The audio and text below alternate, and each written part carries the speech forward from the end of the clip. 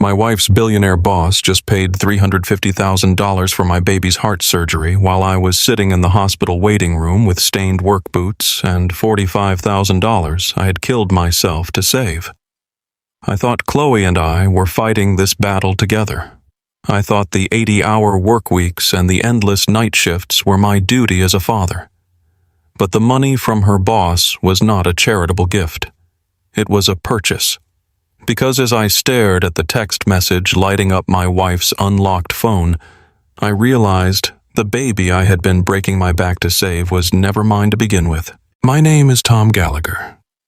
I am 36 years old, and this is the story of how the worst betrayal of my life pushed me into a nightmare that would eventually bring down a corporate empire. The waiting room of Chicago Memorial Hospital was a sterile, freezing purgatory.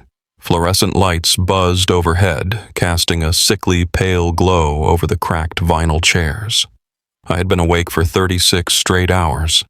My hands were stained with grease and ink from the dispatch terminal, and my boots were scuffed from pacing the concrete floors of the trucking logistics depot where I worked the graveyard shift. For the past 8 months, my entire existence had been reduced to a punishing cycle of work hospital visits and extreme exhaustion. Our son Leo was born with a severe congenital heart defect. The doctors told us he needed an experimental valve surgery that insurance flat out refused to cover. The price tag was $350,000. To a guy managing truck routes for $26 an hour, that number sounded like a death sentence. But you do not give up on your kid. You find a way. I took every available overtime shift. I begged my manager for double duty. I stopped sleeping. I stopped eating anything that cost more than $2.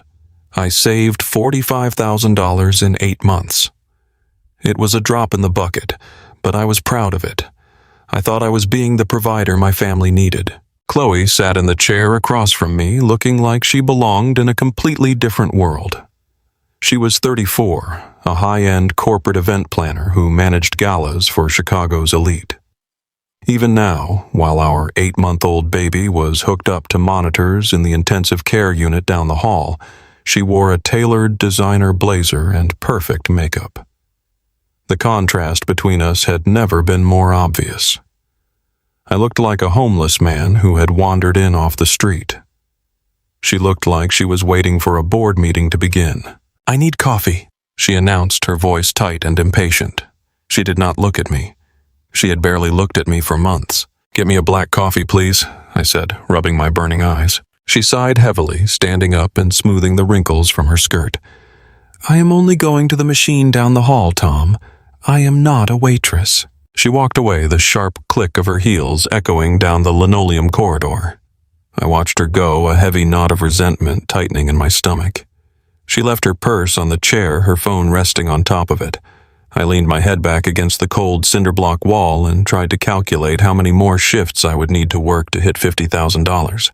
The math was impossible, but I refused to stop trying. Then the screen of her phone lit up. A sharp chime pierced the quiet of the waiting room.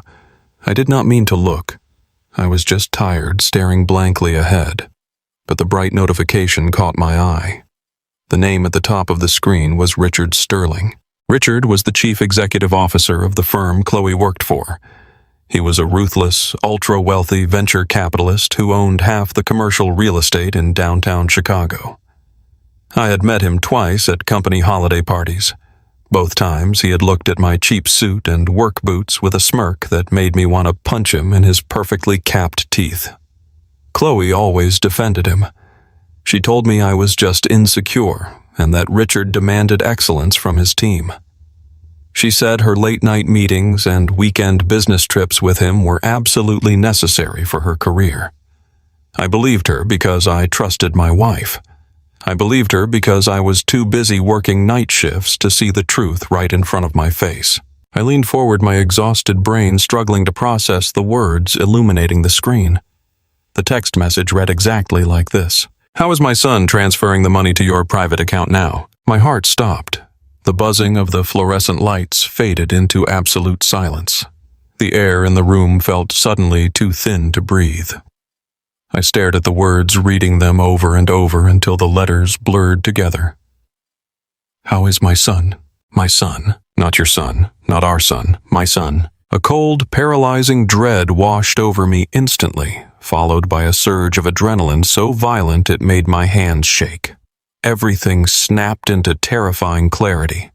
The sudden influx of expensive gifts Chloe claimed were performance bonuses, the secretive phone calls she took in the garage, the way she pulled away from me whenever I tried to touch her, the way Richard looked at her during those holiday parties. The math I had been ignoring for over a year suddenly added up to a devastating sum. I grabbed the phone. My thumb hovered over the screen. I wanted to unlock it.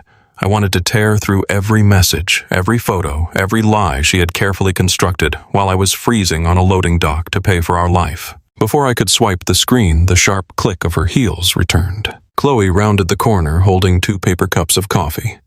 She stopped short when she saw me standing up holding her phone. The annoyance on her face vanished instantly, replaced by sheer, unfiltered panic. The color drained from her cheeks, leaving her pale and wide-eyed. "What are you doing?" she demanded, her voice shrill. She dropped the coffees on a nearby table, the hot liquid splashing across the plastic lids, and lunged toward me. "Give me my phone, Tom." I held it out of her reach, my grip tight enough to crack the glass case. I did not yell. I did not scream. The anger inside me was too cold and too deep for volume. "Who is transferring money to your private account?" "Chloe," I asked. My voice did not sound like my own. It sounded like a stranger, flat and dead. She froze. Her eyes darted around the empty waiting room, searching for an escape route that did not exist. "I do not know what you are talking about. Give it back. You have no right to snoop through my things." "Richard Sterling just texted you," I said, taking a step toward her. She backed away, her designer heels scraping against the floor. "He asked how his son is doing. He said he is transferring the money." "It is a misunderstanding," she stammered, crossing her arms defensively. "You are exhausted, Tom. You are reading things wrong. Richard is just helping us with the medical bills because he knows we are struggling. He is my boss. He cares about his employees. He called Leo his son." I repeated the words, burning like acid in my throat. "Do not stand there and tell me I am reading it wrong. Look me in the eye and tell me the truth. Is Leo my son?" Chloe opened her mouth, but no words came out. The silence that stretched between us was the loudest sound I had ever heard. It was a confession. It was the absolute destruction of everything I thought I knew. I had held that boy in my arms for 8 months. I had rocked him to sleep when his breathing grew ragged. I had sacrificed my health, my sanity, and every waking moment of my life for him. And she had let me do it, knowing the whole time that I was just a convenient cover for her billionaire boss. Instead of apologizing, instead of breaking down in tears, Chloe's panic suddenly hardened into a cold, defensive anger. She squared her shoulders and looked at me with a level of disgust I had never seen before. "You want the truth?" she sneered, dropping the facade entirely. "Fine. Yes, Richard is paying for the surgery. Because he can, Tom. Because he can write a check right now and save that baby's life without even checking his bank balance. What were you going to do? Save up pennies from your pathetic trucking job for the next 10 years? Leo needs $350,000 today. You could not provide that if you worked until the day you died." The cruelty of her words was a physical blow. She was attacking the very sacrifice I had made for her. I felt the $45,000 sitting in our joint bank account mocking me. I had traded pieces of my soul for that money, and she was tossing it aside like garbage. "I worked 80-hour weeks for you," I said, my voice trembling with a rage I could barely contain. "I destroyed myself to keep this family afloat." "You did it because you have no ambition," she shot back, stepping closer, her eyes flashing with contempt. "You have always been content to stay at the bottom wearing those disgusting boots smelling like diesel fuel while I had to claw my way up in the real world. Richard is a winner. He is a provider. He actually built an empire. You just dispatch trucks and complain about being tired. I needed a real man, Tom. And so does Leo." I raised my hand, pointing a shaking finger at her. You let me sign his birth certificate. You let me believe I was a father. You are a monster, Chloe. I did what I had to do to survive. She hissed. Richard is married. He could not claim Leo publicly without a massive scandal that would ruin his company. So yes, I let you play dad. You should be grateful. You gotta feel important for a few months. Before I could respond, before I could unleash the fury boiling in my veins, the heavy double doors of the intensive care unit swung open. Dr. Eris walked into the waiting room. He was a tall, serious man in his 50s carrying a thick metal clipboard. He looked at me, then at Chloe, completely unaware that he had just walked into the middle of a war zone. His face was strictly clinical, devoid of any emotion. He was here to deliver medical facts, and those facts were about to drive the final nail into the coffin of my life. Mr. and Mrs. Gallagher, Dr. Eris said, adjusting his glasses. I have the results of the pre-operative genetic and blood screenings required for the experimental valve procedure. Chloe turned pale again. She took a step toward the doctor, holding her hand up as if she could physically stop him from speaking. Doctor, we can discuss this later. My husband is very tired right now. No, I interrupted, staring directly at Dr. Eris. We are discussing it right now. Go ahead, Doc. What do the screenings say? Dr. Eris looked between us, sensing the tension, but he had a job to do. He flipped open the clipboard and studied the top page. The procedure requires a precise matching protocol. We ran the full panels on both of you to determine if either of you could serve as a direct biological tissue donor for the graft, or if we need to rely entirely on the synthetic matrix. He paused, clearing his throat. He looked directly at me. Mr. Gallagher, your blood type is O negative. Leo is a B positive. Dr. Eris delivered the words with clinical precision, completely ignorant of the devastating impact they carried. Biologically speaking, it is genetically impossible for an O-negative parent to produce an AB-positive child with an A-positive mother. Furthermore, the genetic markers on the donor screening show zero paternal match. The doctor closed the clipboard, letting it fall against his side. I am sorry, Mr. Gallagher, but medically it is biologically impossible for you to be the father or the donor. There it was. The absolute undeniable scientific truth echoing in the sterile hallway of the hospital. It was no longer just a text message. It was no longer just a suspicion or a vicious argument. It was a medical fact documented on hospital letterhead. I did not look at Dr. Eris. I looked at Chloe. She was staring at the floor, her arms wrapped tightly around herself, her designer facade cracking under the weight of her exposed lies. She had nothing left to say.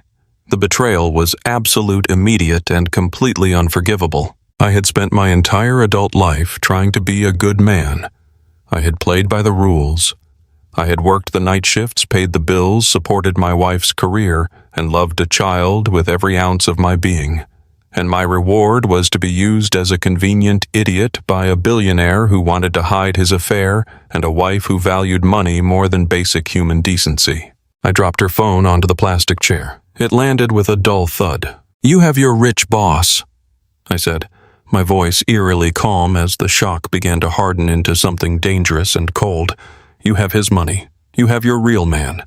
Tom, wait, Chloe started to say, reaching out a trembling hand. I turned my back on her. I did not care what she had to say. I did not care about her excuses or her panic. I walked toward the elevator, the heavy rubber soles of my work boots squeaking against the polished linoleum. My chest felt hollowed out, my heart completely empty. I was 36 hours into severe sleep deprivation. I had $45,000 in a bank account that suddenly felt entirely useless. I was a man who had just lost his entire family in the span of 5 minutes. But as the elevator doors slid open and I stepped inside, the crushing grief began to recede, replaced by a dark, burning rage. They thought I was just a tired logistics dispatcher. They thought I was a pathetic, ambitionless loser who would quietly step aside and let the wealthy elite take whatever they wanted. Chloe and Richard thought they could destroy my life without facing any consequences. They were wrong. They had pushed me to the absolute edge, and they had no idea what a man with nothing left to lose was capable of doing. I pressed the elevator button, the plastic panel cold against my grease-stained finger. I expected tears. I expected her to fall to her knees and beg for forgiveness like they do in the movies. But the woman standing behind me in the sterile hospital corridor did not weep. I heard the sharp intake of her breath, a sound that signaled a shift, not to remorse, but to total war. Chloe stepped into my personal space, her designer perfume masking the scent of hospital antiseptic. The panic that had drained the color from her face just moments ago was completely gone.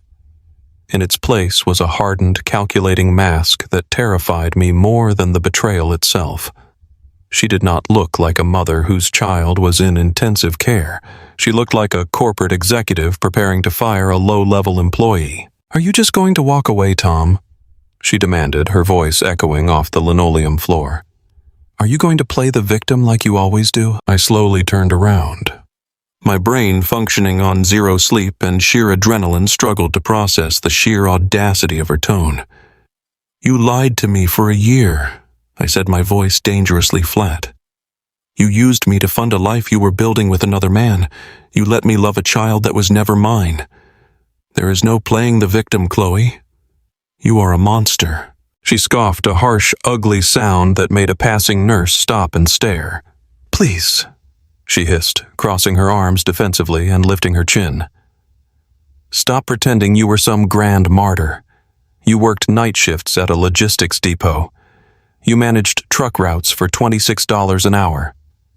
You were never going to be able to provide the life I deserve or the life Leo needs." The cruelty of her words felt like a physical knife twisting in my ribs. I had destroyed my body for this family.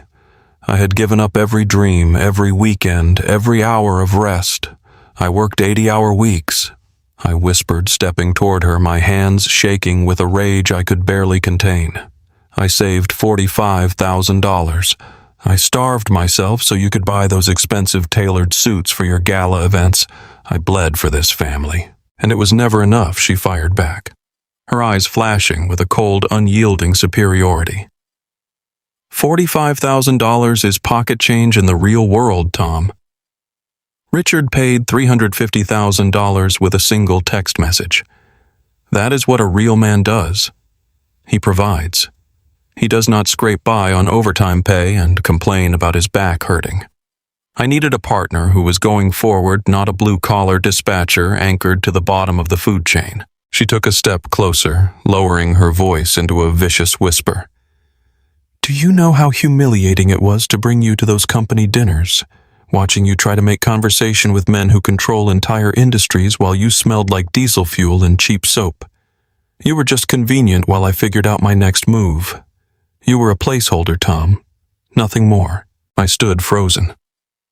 I was staring at a total stranger.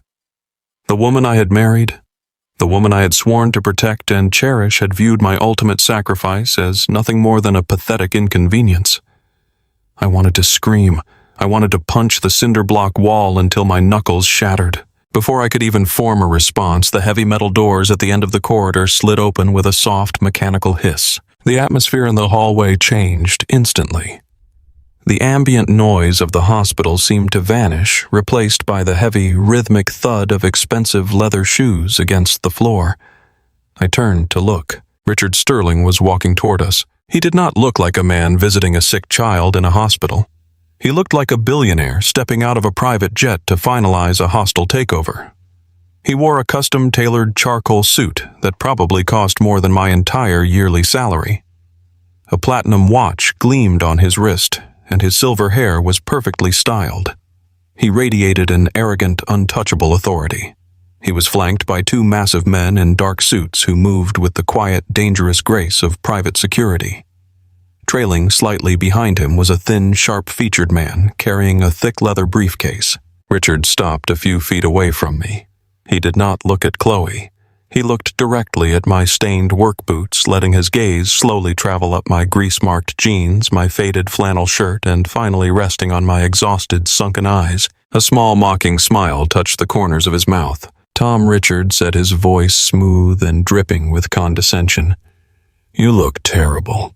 You really should take better care of yourself. The stress of the working class is clearly taking its toll." My fists clenched so tightly my fingernails dug into my palms. You stay away from me. I warned, my voice low and shaking with absolute fury. You stay away from my wife. She is not your wife anymore, Tom.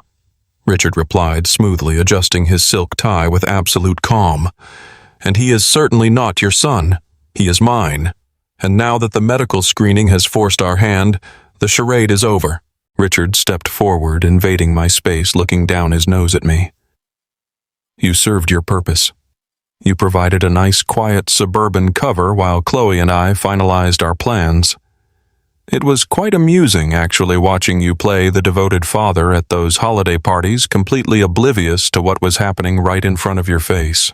But your services are no longer required. I lunged toward him.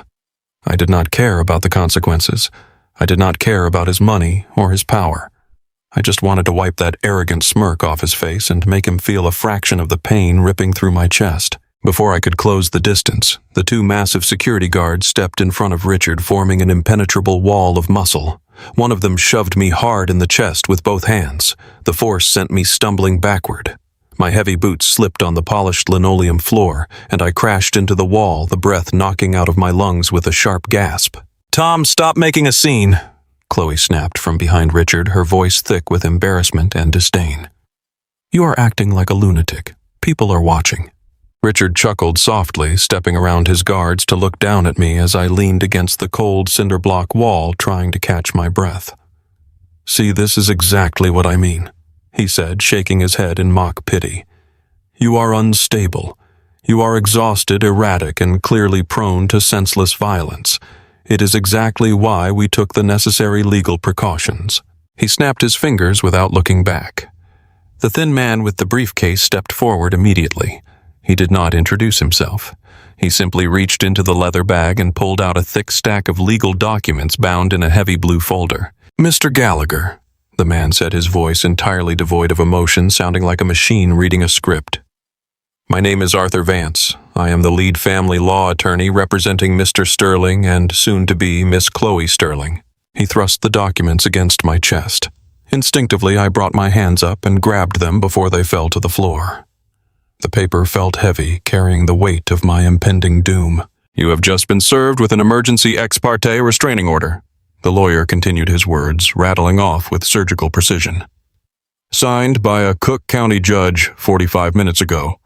This order is based on sworn affidavits from your wife detailing your severe sleep deprivation, your history of erratic behavior, and your sudden violent outbursts. Outbursts precisely like the one we all just witnessed here in this hallway. I stared at the thick stack of paper in my hands. The legal jargon blurred together into a meaningless jumble of black ink. I could not comprehend how this was happening so fast. It felt like an elaborate nightmare. A restraining order, I choked out, looking from the cold-faced lawyer to Chloe, who was refusing to meet my eyes. I have never raised a hand to you. I have never hurt anyone in my entire life. I am working night shifts to save your baby. Our baby. Richard corrected sharply, his voice slicing through my desperate defense. And you are a documented threat to his safety. You are a sleep-deprived, unstable man who just discovered he has been living a lie for nearly a year. The psychological profile is quite clear to anyone paying attention. You are a flight risk and a severe danger to the child. The court absolutely agrees with our assessment. The lawyer adjusted his glasses and pointed a long, bony finger at the documents in my hands. Under the strict terms of this order, you are forbidden from coming within 500 feet of Chloe the child, or this hospital facility effective immediately. If you attempt to contact her by phone, email, or through a third party, you will be in violation of a court order. You cannot do this, I shouted, the raw desperation finally breaking through my anger, my voice cracking under the immense pressure. You cannot just steal my life, forge legal documents, and throw me out on the street like garbage. We just did, Richard said coldly, his smile vanishing completely, replaced by the ruthless glare of a man used to crushing his enemies. He turned to the security guards. Escort Mr. Gallagher off the premises. If he resists in any way, call the police and have him arrested for violating a court order. I want him out of my sight. The two massive men moved forward instantly, giving me no time to react. One grabbed my left arm, the other grabbed my right. Their grips were like iron vices digging deeply into my muscles, bruising the flesh beneath my shirt. I struggled trying to pull away, trying to plant my boots on the floor, but my body was completely depleted. 36 hours without sleep, fueled only by sheer terror and bad hospital coffee, had left me with absolutely zero physical strength to fight back against trained professionals. "Get your hands off me!" I yelled, my voice echoing loudly down the entire ward. "Chloe! Chloe! Look at me. You know this is a lie. Tell them the truth." Chloe finally turned around. She linked her arm through Richard's bespoke suit jacket and leaned her head against his shoulder.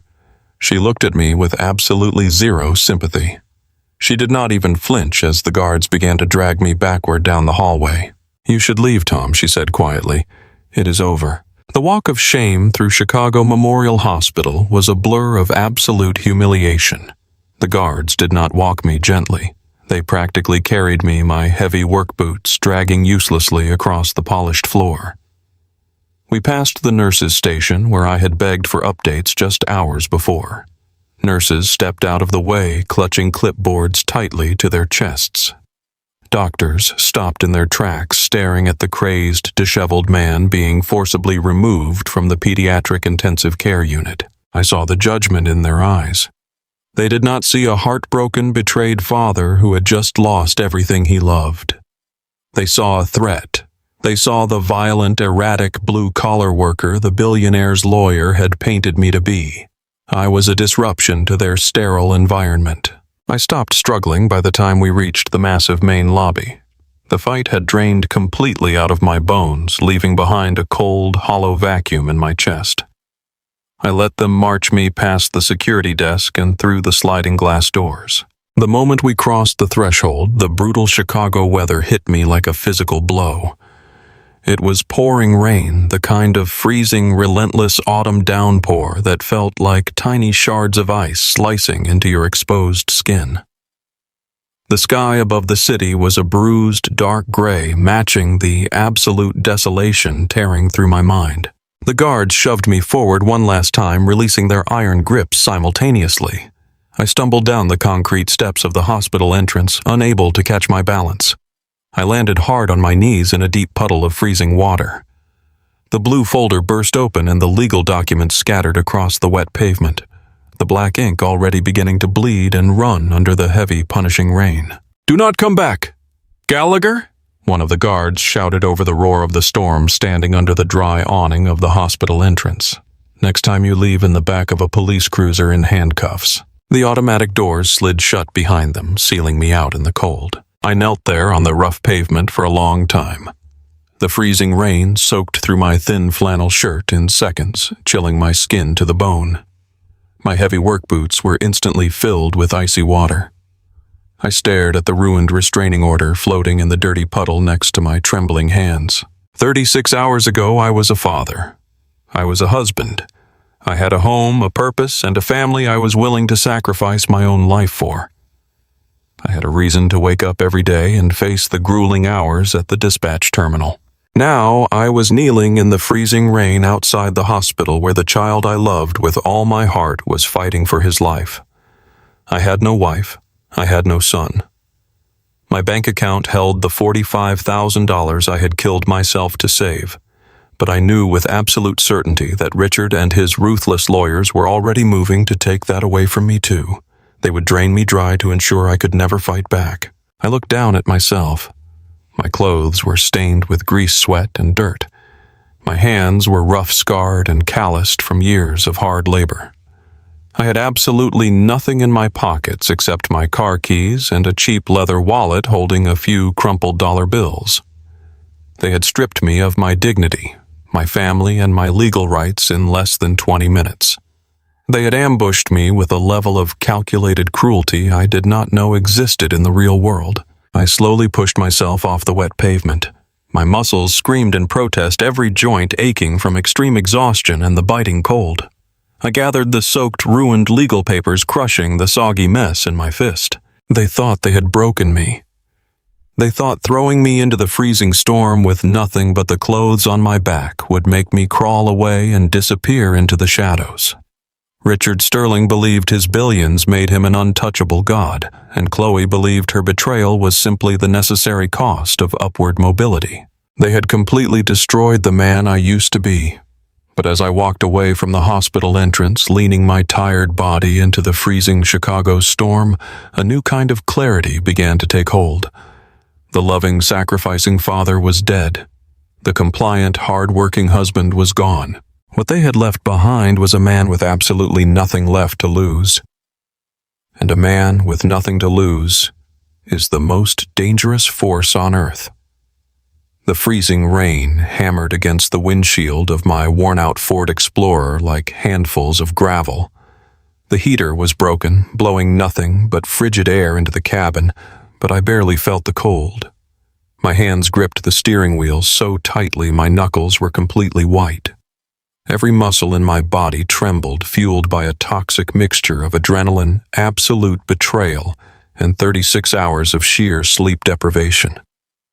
I had just been thrown out of the hospital where the infant son I loved was fighting for his life, banished by a billionaire who claimed to be the real father. I had lost my wife. I had lost my child. But I still had one thing left. I had $45,000. That money was my blood. It was the physical manifestation of 80-hour work weeks of skipped meals, of double shifts on the loading dock, breathing in heavy diesel fumes until my lungs burned. I had saved every single penny to pay for the experimental heart surgery. If Chloe and Richard thought they could just erase me from the picture with a piece of paper, they were wrong. I was going to secure that money. I was going to hire the best lawyer I could find.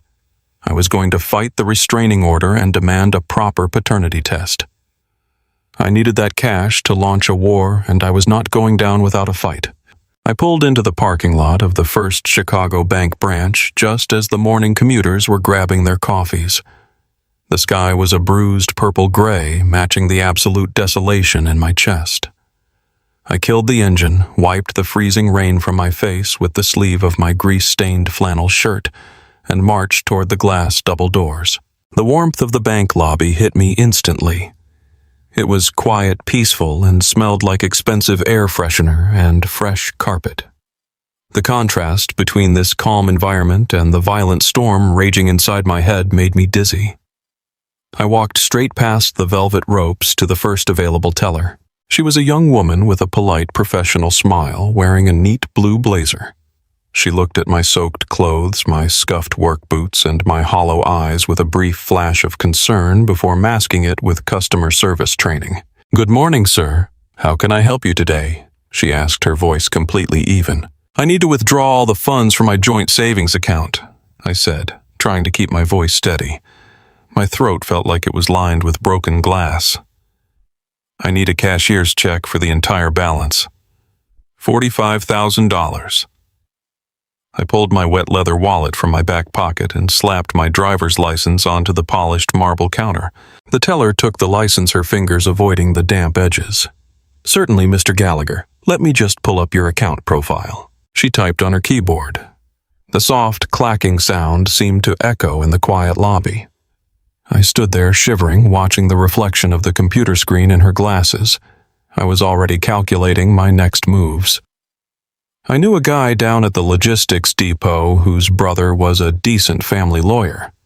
Not a corporate shark like Richard Sterling had, but someone who could at least get me back into the hospital to see Leo. The teller stopped typing. Her professional smile faltered. She frowned, pressing a few more keys, her eyes darting back and forth across the screen. "Mr. Gallagher, are you sure about the amount?" she asked softly. "Yes," I replied, a cold spike of anxiety piercing through the numbness in my chest. "There should be exactly $45,210 in the joint savings. I checked it on my phone yesterday morning." She swallowed hard, looking up at me with genuine pity. "Sir, your current available balance is 0. The floor seemed to drop entirely out from under me. I grabbed the edge of the marble counter to keep my legs from buckling. "What did you just say?" "The account was emptied earlier this morning," she explained, turning her monitor slightly so I could see the glaring 0 at the bottom of the ledger. A wire transfer was initiated at 6:15 this morning for the full amount of $45,210. Who authorized it? I demanded, my voice rising sharply. The few other customers in the lobby turned to stare, but I did not care. Who took my money? The teller shrank back, slightly intimidated by the raw panic in my voice. The transfer was authorized electronically by the secondary account holder, Chloe Gallagher. The funds were wired directly into an external account registered under the name Sterling Medical Trust. Sterling Medical Trust. The name hit me like a physical blow to the head. Richard Sterling, the billionaire who had just bought my family. Chloe had not just betrayed our marriage. She had systematically stripped me of the only weapon I had left. She had taken the money I bled for and handed it over to the very man who was destroying me, masking it under the legal guise of a medical fund. "You have to reverse it," I pleaded, leaning over the counter, the desperation leaking out of every single word. "That is my money. I earned every single cent of that working night shifts. She stole it from me. Please, you have to stop the wire transfer." "I am so sorry, sir." The teller said, her hand inching toward a small panic button beneath her desk. "But this is a joint account.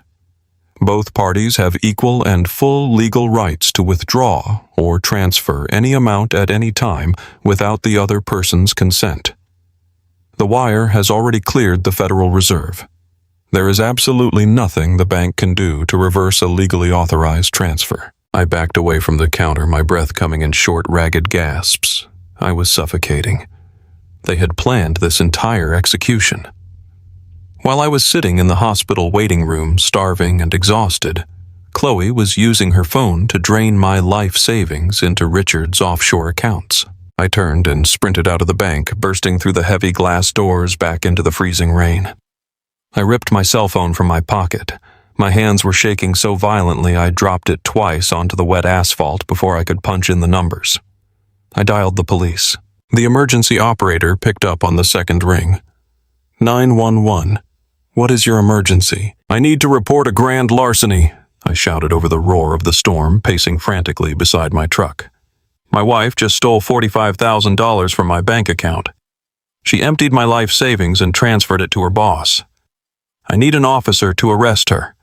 I need you to freeze the account right now." The operator's voice remained incredibly calm, a sharp contrast to my absolute panic. "Sir, take a deep breath. Are you currently in any physical danger?" "No," I yelled, rain pouring down my face, mixing with tears of pure rage. "I am not in physical danger. I am being robbed. They stole my money." "Sir," the operator replied smoothly. "Was the money taken from a joint bank account?" "Yes, but I earned it. Every single penny of it was from my paychecks. She just took it all." "I understand you are upset, sir, but if the funds were in a joint account, this is not a criminal matter. The police cannot intervene in this situation. It is considered a civil dispute. You will need to contact a divorce attorney and settle the division of assets in family court. We cannot dispatch an officer for a civil banking issue." "They planned this," I repeated, my voice breaking under the weight of the injustice. "They knew exactly what they were doing. If you are not in immediate physical danger, I have to disconnect the line, sir. I highly recommend you speak with a lawyer." The line went dead. The dial tone buzzed in my ear, mocking my absolute helplessness. I stood alone in the bank parking lot, soaked to the bone, staring up at the gray sky. The police would not help me. The bank would not help me.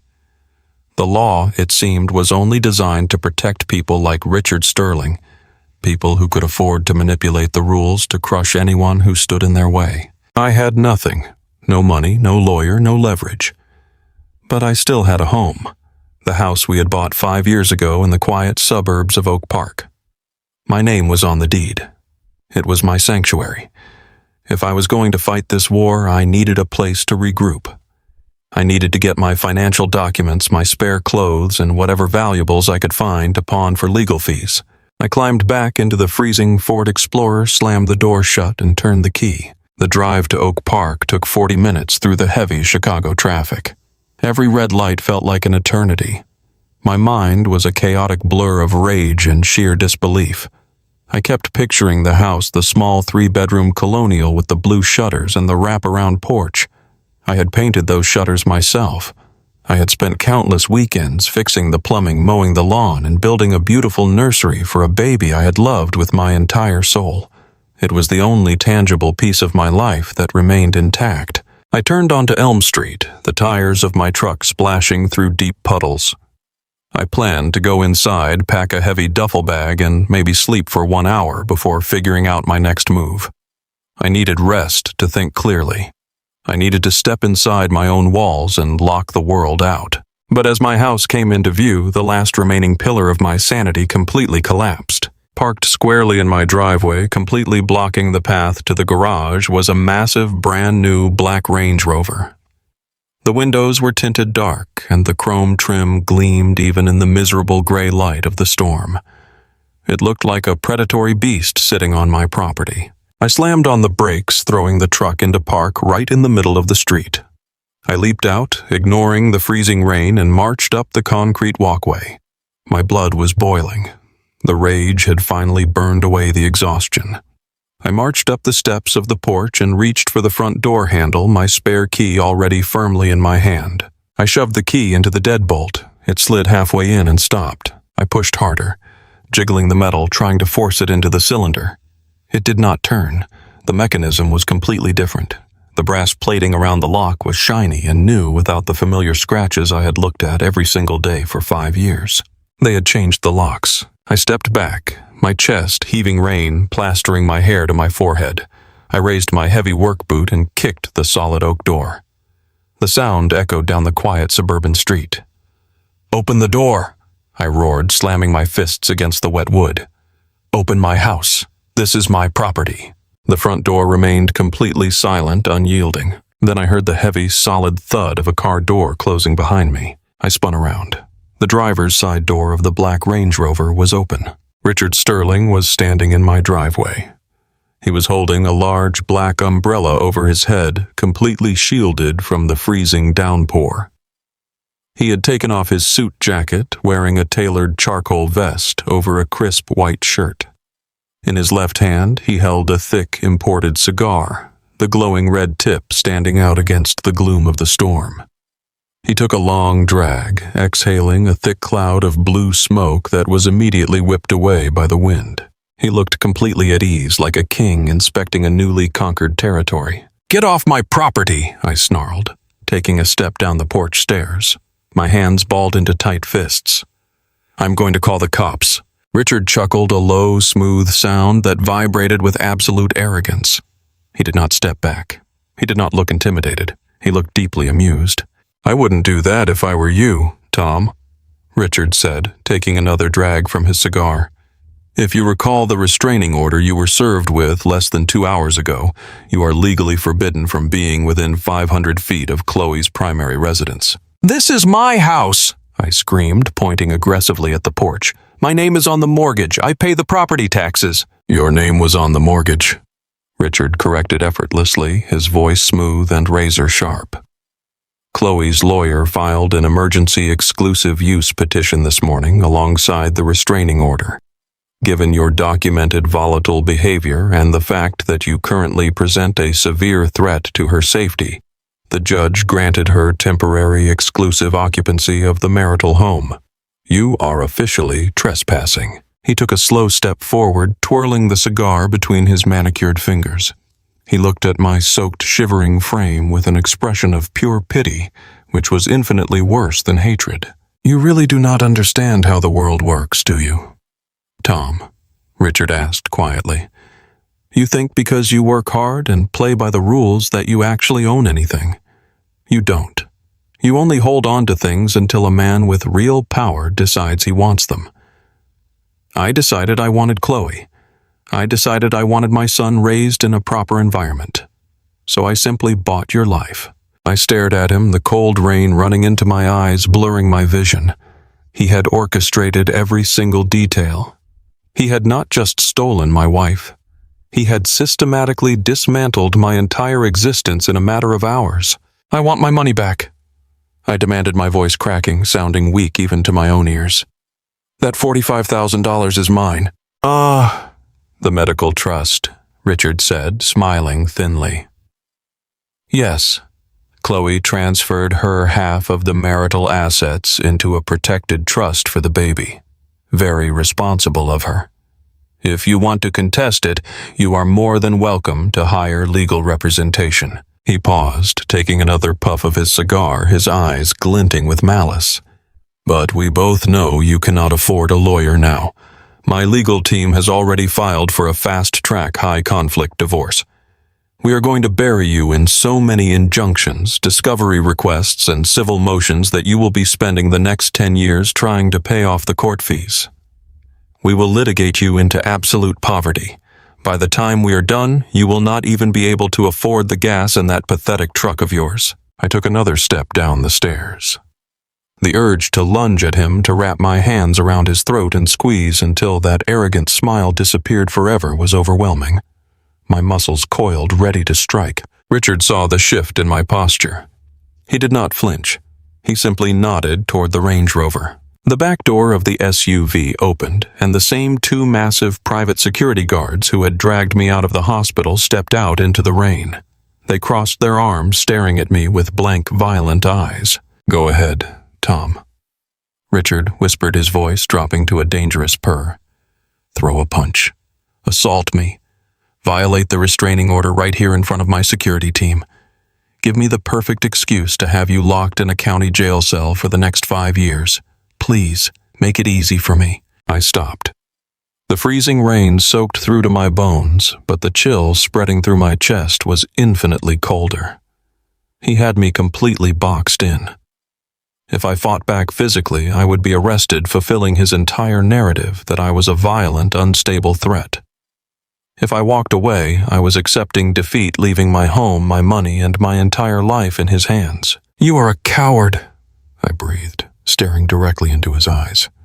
"You hide behind lawyers and security guards because you are nothing but a thief in a nice suit." "I am a winner, Tom," Richard corrected smoothly, turning his back on me and walking slowly back toward his SUV. "And you are a man with no family, no money, and no home, standing in the rain." He climbed into the driver's seat of the Range Rover. The two guards stared at me for another long moment before getting into the back. The engine purred to life, and the heavy vehicle backed slowly out of my driveway, rolling down the street and disappearing into the gray mist of the storm. I was left completely alone, shivering uncontrollably on the walkway of a house I used to own. I was entirely stripped bare. They had taken my child, my wife, my life savings, and my shelter. I looked down at my grease-stained hands, the hands that had worked so hard to build a life that turned out to be nothing but a fragile illusion. The absolute injustice of the legal system had crushed me without breaking a single law. I walked slowly back to my freezing truck. I had exactly $40 in my wallet, a quarter tank of gas, and absolutely nowhere to go. The fluorescent lights of the Midwest Logistics Depot flickered with their familiar annoying hum as I pushed through the heavy glass doors the following evening. My shift was supposed to start at 9 o'clock. I had spent the entire day parked behind a strip mall, drifting in and out of a restless, freezing sleep inside my truck. My clothes were still damp from the rainstorm. My stomach was a hollow, aching void, having consumed nothing but a stale cup of gas station coffee in the last 48 hours. But I showed up. I always showed up. The only thing keeping my sanity tethered to the earth was the routine of work. If I could just sit at my dispatch terminal, route the overnight freight, and earn my hourly wage, I could start digging myself out of this grave. I needed a paycheck to hire a lawyer. I needed to fight back. But the moment I walked onto the dispatch floor, I knew something was fundamentally wrong. The usual chaos of ringing phones and shouting drivers was completely absent. The room was eerily quiet. 4 of my coworkers' guys I had shared break room coffee with for years looked away as soon as I entered. They suddenly found their computer screens incredibly fascinating. Nobody offered the usual tired greeting. Nobody complained about the weather or the routes. "Tom." The voice came from the glass-enclosed office at the back of the room. It belonged to Bill Henderson, the depot manager. Bill was a thick-shouldered man in his late 50s who had always treated me fairly. He was the one who had approved all my overtime when I told him about my son's medical bills. But right now, standing in his doorway, Bill looked like he had not slept in days. He refused to meet my eyes. "Come in here and shut the door," Bill said, his voice completely stripped of its usual warmth. I walked across the floor, my heavy boots feeling like they were made of lead. I stepped into the small office and pushed the door closed. The sound of the dispatch floor was instantly muted. Bill walked around his cluttered desk and sank heavily into his chair. He picked up a pen, turned it over in his hands a few times, and finally tossed it onto a stack of printed emails. "Sit down, Tom," he said quietly. "I am fine, standing Bill. Look, if this is about me being a few minutes late, my truck was acting up. The alternator is barely holding on. I will stay an extra hour tomorrow morning to cover the gap." Bill shook his head slowly, rubbing his hand over his tired face. "It is not about you being late. I wish to God it was just about you being late." He reached across his desk and pushed a thick manila envelope toward me. It sat there on the fake wood surface, looking exactly like the legal folder that had ruined my life at the hospital yesterday. "What is this?" I asked, the cold dread already pooling in my stomach. "We got a visit this afternoon." Bill explained, his voice tight with barely suppressed anxiety. Two corporate lawyers in suits that cost more than my car walked right onto the dispatch floor. They were representing a firm called Sterling Enterprises. They came with a cease and desist order directed not just at you, but at this entire company. My breath caught in my throat. Richard Sterling. The billionaire who had stolen my wife and my son was not satisfied with just taking my home and my savings. He was actively hunting down the last remaining pieces of my life. "Bill, you have to listen to me." I started leaning forward, my hands gripping the edge of his desk. "My wife left me. She is involved with the chief executive officer of that company. They set me up. They took my money and they slapped a restraining order on me so I could not fight for my kid. It is a complete setup." Bill raised his hand to stop me. "Tom, I do not care about the personal drama. I really do not. I care about this depot. I care about the 60 people who depend on this company to feed their families. Do you know what those lawyers told our corporate office? They claimed you have been using our company dispatch phones to aggressively stalk your wife. That is an absolute lie." I shouted, the rage suddenly flaring hot and bright. "I have not spoken to her since yesterday morning at the hospital. I do not even have her new number. Check the call logs. Check the recorded lines. Every single dispatch call is recorded, Bill. You know that." "It does not matter what the logs say," Bill snapped back, his own frustration boiling over. "They brought a drafted lawsuit, Tom. A multi-million-dollar corporate harassment and negligence lawsuit. They told our legal department that if we keep you on the payroll, if we give you access to our communication network, they will sue this logistics company into bankruptcy for facilitating domestic stalking and violating a court-ordered restraining order." I stared at him, completely paralyzed by the sheer calculating ruthlessness of it. Richard Sterling was using his infinite resources to create a fictional narrative. He did not need the truth. He only needed the threat of expensive litigation to scare a mid-level trucking company into submission. He knew the corporate office would never risk millions of dollars in legal fees to defend a $26 an hour dispatcher. "You know me, Bill," I pleaded, my voice cracking under the immense weight of the injustice. "I have worked here for years. I worked double shifts. I covered for guys when they were sick.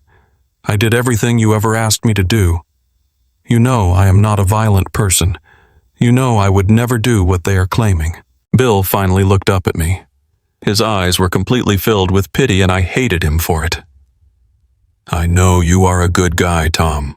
I know you worked yourself to the bone for that baby, but my hands are completely tied. Corporate called me 10 minutes before you walked in. You are terminated effective immediately." The words hit me like a physical blow to the chest. Terminated. Fired. The final cord tethering me to survival had just been violently severed. Bill slid a small white envelope across the desk, placing it next to the legal threat. "Here is your final paycheck. Corporate expedited it. It covers your hours up to yesterday." "I am sorry, Tom. I really am. But you need to take your things and leave the property right now. If you are still here in 15 minutes, they told me I have to call the police and have you trespassed." I looked at the white envelope. It was thin. It represented a few days of wages. After taxes, it would barely be enough to cover gas and maybe a few cheap meals. It was certainly not enough to hire a lawyer to fight a billionaire. I did not yell. I did not flip the desk or break the glass. The anger inside me had burned so hot that it had completely calcified into a cold, hard block of ice. I realized in that moment that the game was entirely rigged. The rules of justice and fairness I had believed in my whole life were just illusions designed to keep working people in line. Men like Richard Sterling did not play by the rules. They owned the board, and they simply removed any pieces that stood in their way. I picked up the final paycheck and shoved it into my jacket pocket. I did not say another word to Bill. I turned around and walked out of the office. The walk back across the dispatch floor felt like a funeral march. The silence was deafening. My former friends still refused to look at me. They were terrified. They saw what happened when the eye of a billionaire turned its destructive gaze on a regular guy, and they wanted absolutely nothing to do with it. They were protecting their own paychecks, their own families. I could not even bring myself to blame them. I pushed through the heavy glass doors and stepped back out into the bitter Chicago night. The temperature had dropped significantly since the afternoon. The rain had turned into a cruel, biting sleet that stung my face and coated the asphalt in a thin layer of ice. I walked to my Ford Explorer, unlocked the door with stiff, freezing fingers, and climbed inside. The engine turned over with a painful, strained whine before finally catching. I sat there in the dark parking lot, watching the exhaust plume into the freezing air, and took a full inventory of my existence. I was 36 years old. I had exactly $0 in savings because my wife had legally drained our joint account to zero.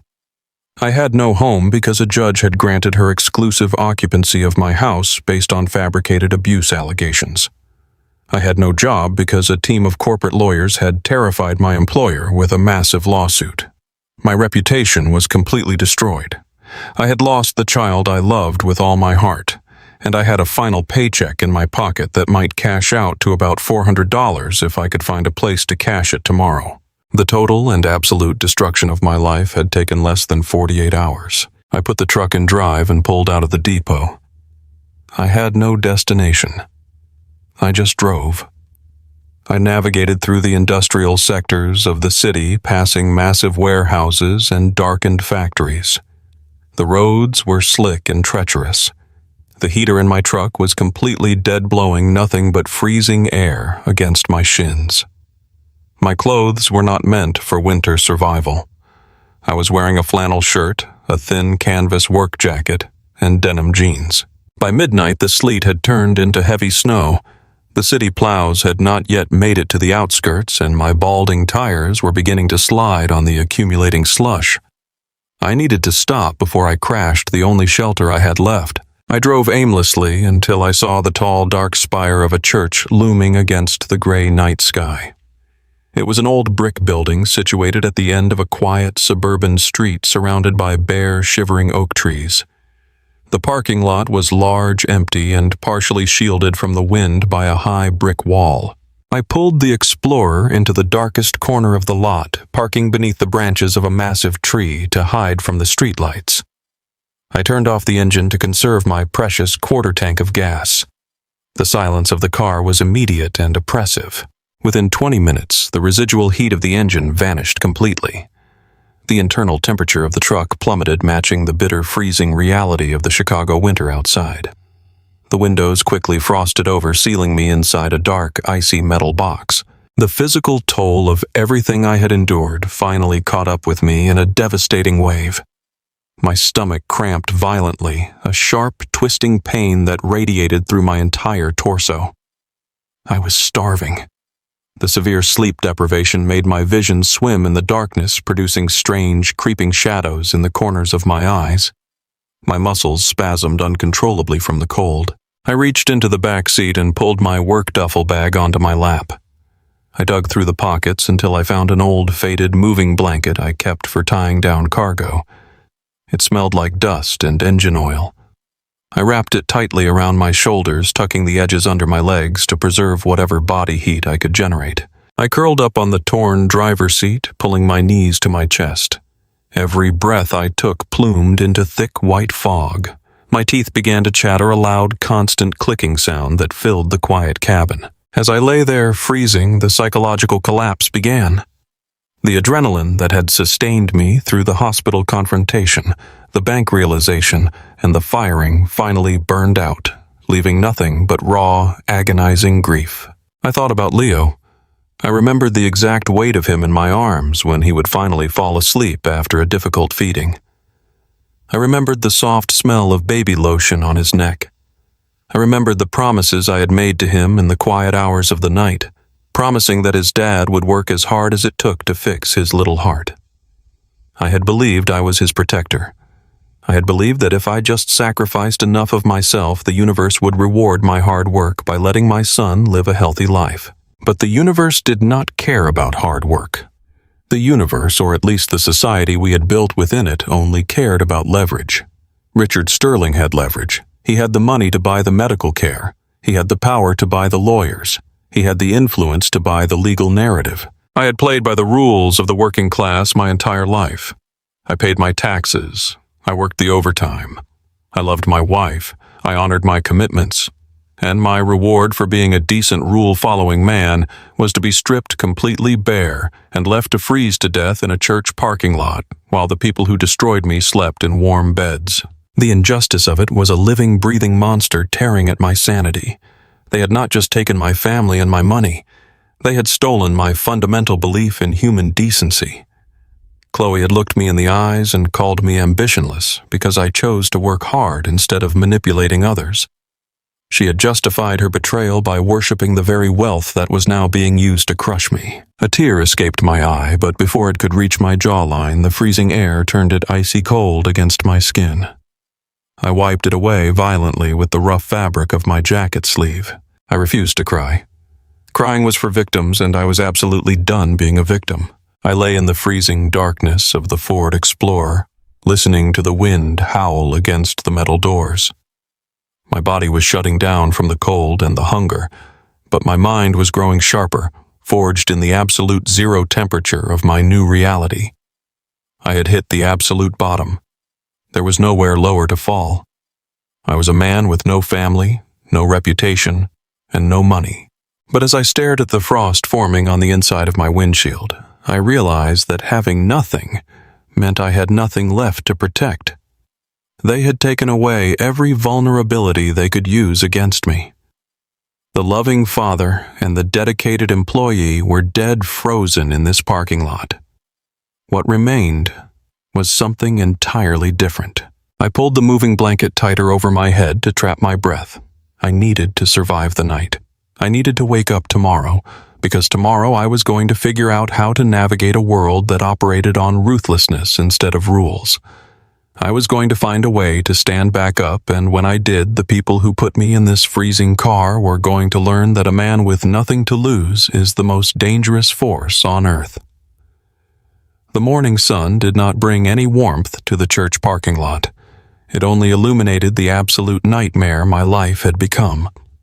Frost coated the inside of the windshield, blurring the bare oak trees into twisted gray shapes. I had survived my first night living in a freezing Ford Explorer, but my body was paying a brutal price. Every joint ached with a deep, throbbing pain. My stomach was entirely empty, twisting itself into hard knots. I pulled the rough, moving blanket tighter around my shoulders, watching my breath plume in the frigid air. I was trying to calculate how far my remaining $40 would take me when the crunch of tires on icy asphalt broke the silence. A faded blue Subaru pulled into the lot. It rolled slowly toward my hiding spot beneath the trees and parked a few yards away. The engine cut off. I tensed my hands gripping the steering wheel. I expected more private security. I expected police sent by Richard to arrest me for trespassing on public property.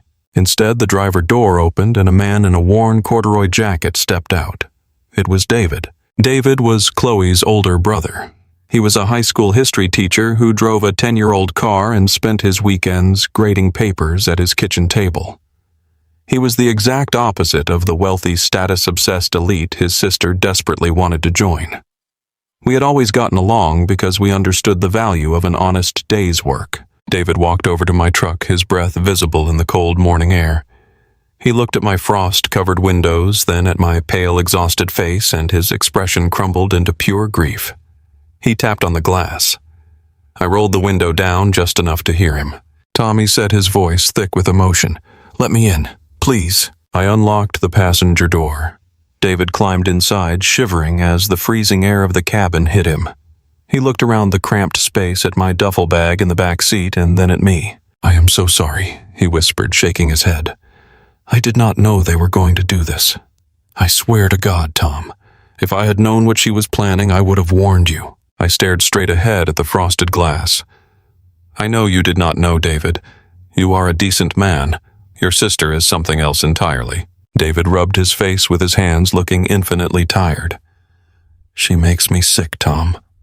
My own sister makes me physically sick." Richard brought her to my house last night to explain the situation. They sat in my living room wearing clothes that cost more than my annual salary and tried to justify stealing a child and destroying a good man. Richard offered to pay off my mortgage if I supported her story in court. My chest tightened. "Did you take the money?" David let out a harsh, bitter laugh. "I told him to get the hell out of my house.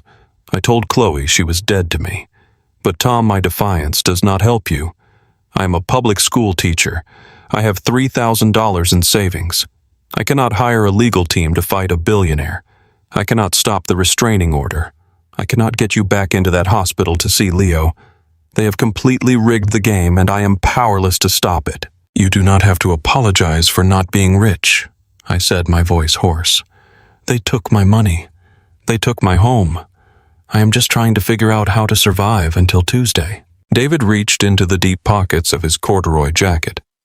"I cannot give you an army of lawyers, Tom, but I can give you the one thing they forgot to steal." He pulled out a small, incredibly heavy wooden lockbox. The dark oak was scratched and battered, bound by bands of tarnished iron. I recognized it instantly. The air in the freezing truck suddenly felt completely still. "That is my father's box," I said, staring at the object resting on the console between us. David nodded. "You left it in my garage 3 years ago when you and Chloe were renovating the guest bedroom. You asked me to keep it safe from the dust. Chloe forgot it even existed. When the police escorted you out of your own house yesterday, I went into my garage and dug this out from behind the camping gear. I knew you would need it." I reached out and touched the cold iron banding. My father had been a quiet, hard-working man, much like David. He had worked the assembly lines in Detroit for 40 years. When he died, he did not leave behind stock portfolios or trust funds. He left behind this box. "Open it," David said quietly. I unlatched the heavy metal clasp and lifted the lid. The hinges creaked a sound that instantly brought back memories of my childhood. Inside rested 3 objects: an old brass key, a rusty vintage surveyor's compass, and a thick yellowed envelope containing a property deed. I pulled the deed out and unfolded the stiff paper. It was the official title to 50 acres of land in West Texas. The memory of Chloe mocking this exact piece of paper hit me like a physical strike. Years ago, shortly after my father passed, I had proudly showed her this deed. I told her it was a piece of the American frontier, a legacy left by a man who loved the open country. Chloe had taken one look at the coordinates and laughed right in my face. A tax-draining dirt patch in the middle of nowhere, she had called it, tossing the deed back onto the table. "There is no water, no infrastructure, and no value. Your father held on to a worthless desert for 30 years because he was too stubborn to admit he made a bad investment. We should sell it for whatever pennies we can get." I had refused to sell it, which sparked a massive argument, resulting in the lockbox being banished to David's garage. "It is 50 acres of rock and scrub brush," I told David, staring at the faded ink of the deed. "There is an old abandoned hunting trailer on the property. My dad used to go down there in the 70s before the economy crashed. It has not been lived in for decades." David placed a hand on my shoulder. "It is shelter, Tom. It is property that belongs entirely to you. Richard's lawyers froze your bank accounts and stole your house, but this land was inherited before your marriage. It is a separate asset. Chloe does not have her name on it, and Richard cannot touch it. It is out of their jurisdiction. I looked down at the rusty compass and the brass key. I was sitting in a freezing car in Chicago. I had exactly $40 in my wallet. I had no job, no credit cards, and a billionaire actively trying to put me in jail if I sneezed in the wrong direction. Staying in the city meant freezing to death or ending up incarcerated on fabricated stalking charges. I need to get out of Chicago, I realized aloud, the truth settling over me like a heavy blanket. If I stay here, they will finish me off. Go to Texas, David urged, his voice firm and desperate. Get out of the blast zone. Survive the winter in that trailer. Regroup. Find your strength. Richard expects you to crumble into dust on the streets of this city. Do not give him the satisfaction.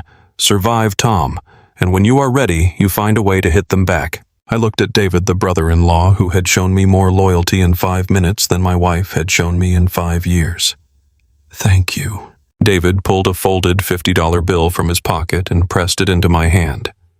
It is all the cash I had in the house. Buy some gas, drive south. I will keep an eye on Leo at the hospital. I will make sure the boy is safe. The mention of my son brought a fresh wave of agony, but I forced it down. I had to be practical. I had to live. I took the money, nodded once, and David stepped out of the truck. He walked back to his Subaru, started the engine, and drove away, leaving me alone with my father's lockbox. I placed the deed back into the box, secured the iron latch, and turned the key in the ignition. The Ford Explorer groaned, the engine fighting against the bitter cold before finally turning over.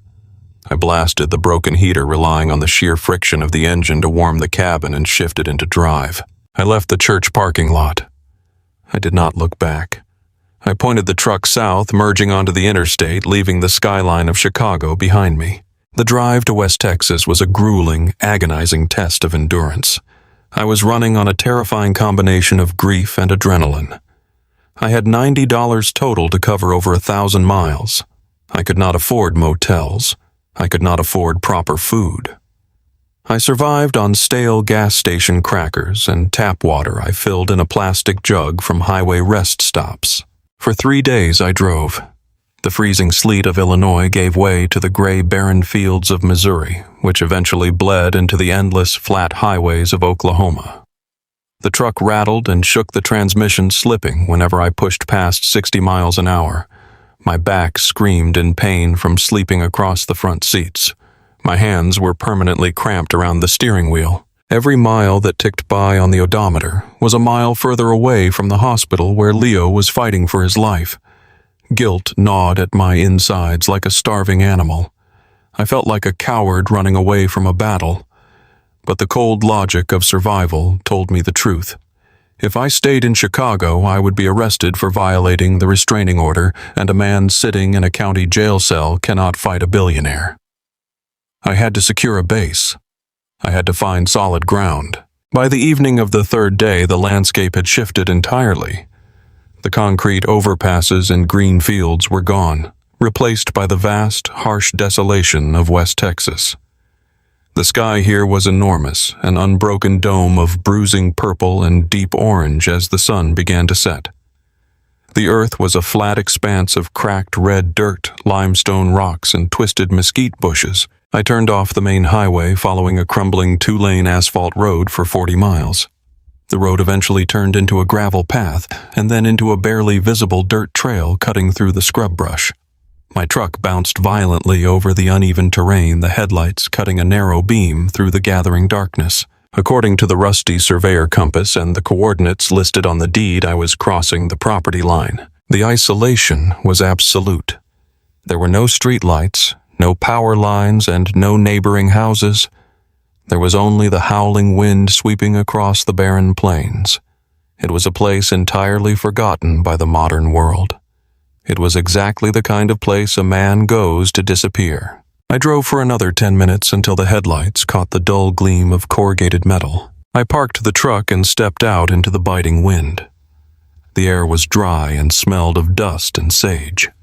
Standing in front of me was the hunting trailer my father had purchased decades ago.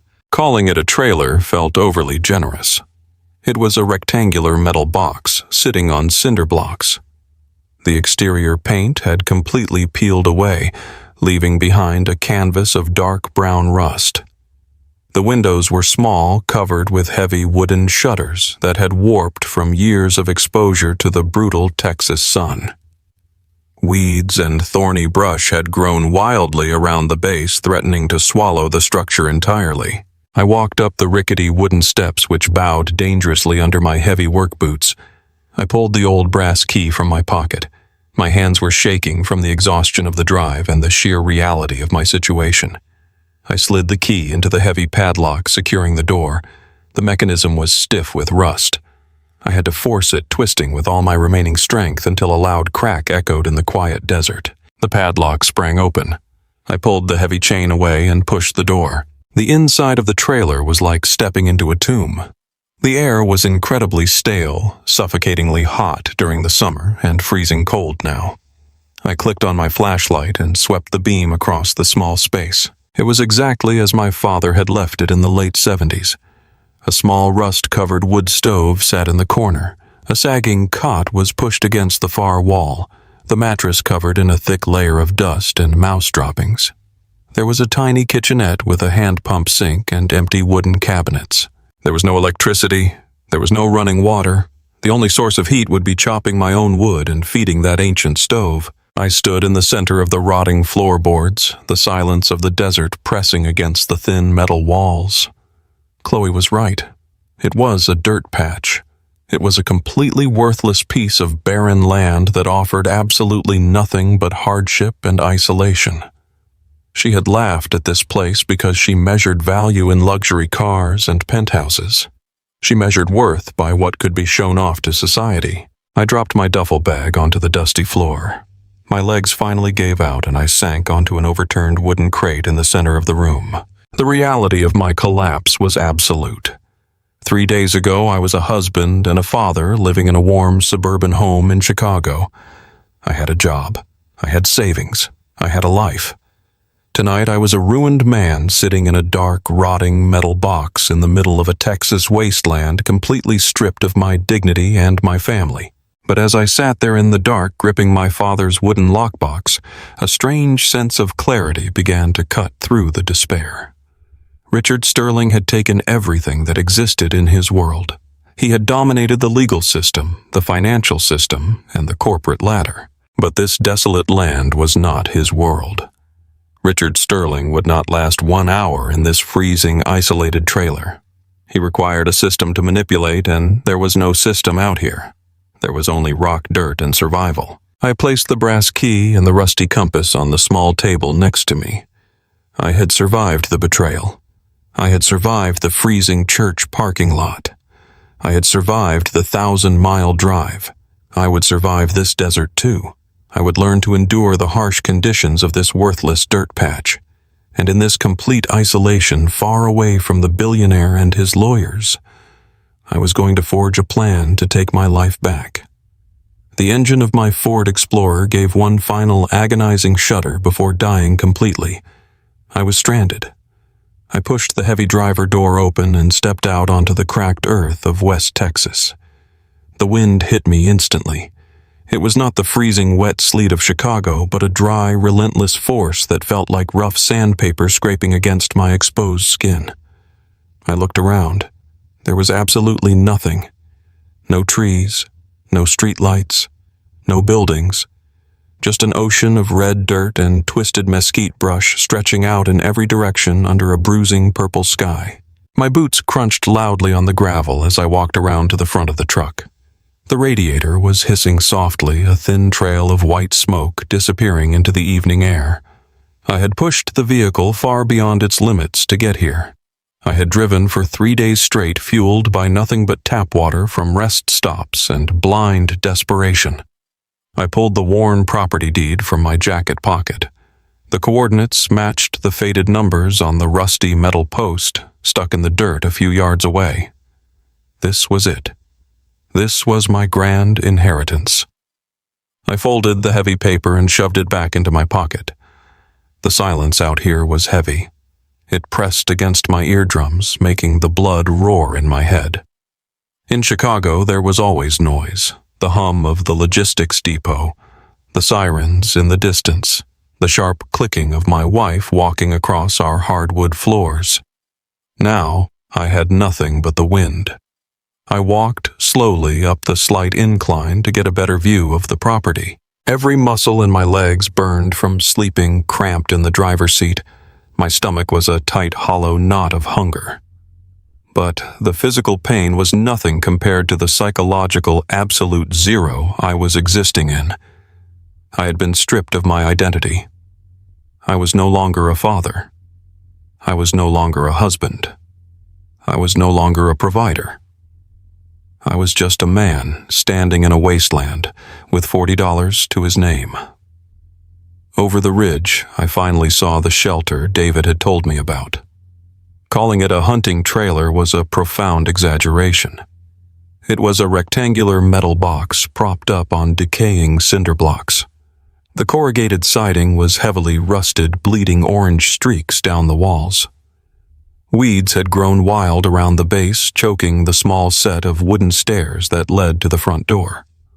The roof sagged dangerously in the middle like a spine carrying too much weight.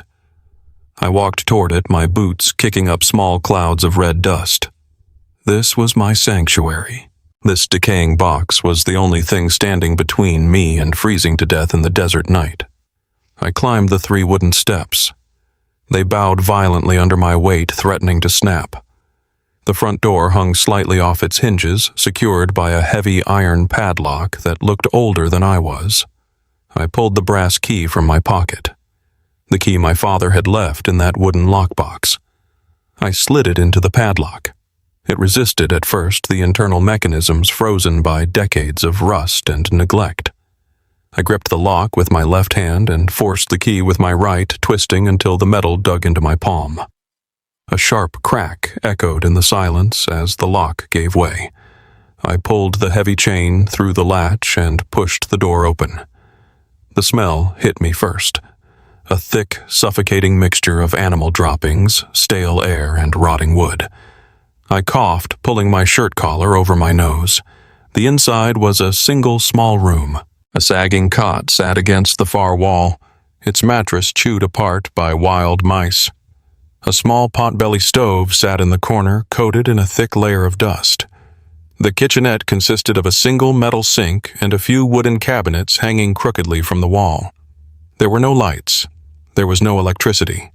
I walked over to the sink and turned the metal faucet. It groaned loudly, but nothing came out. Not a single drop.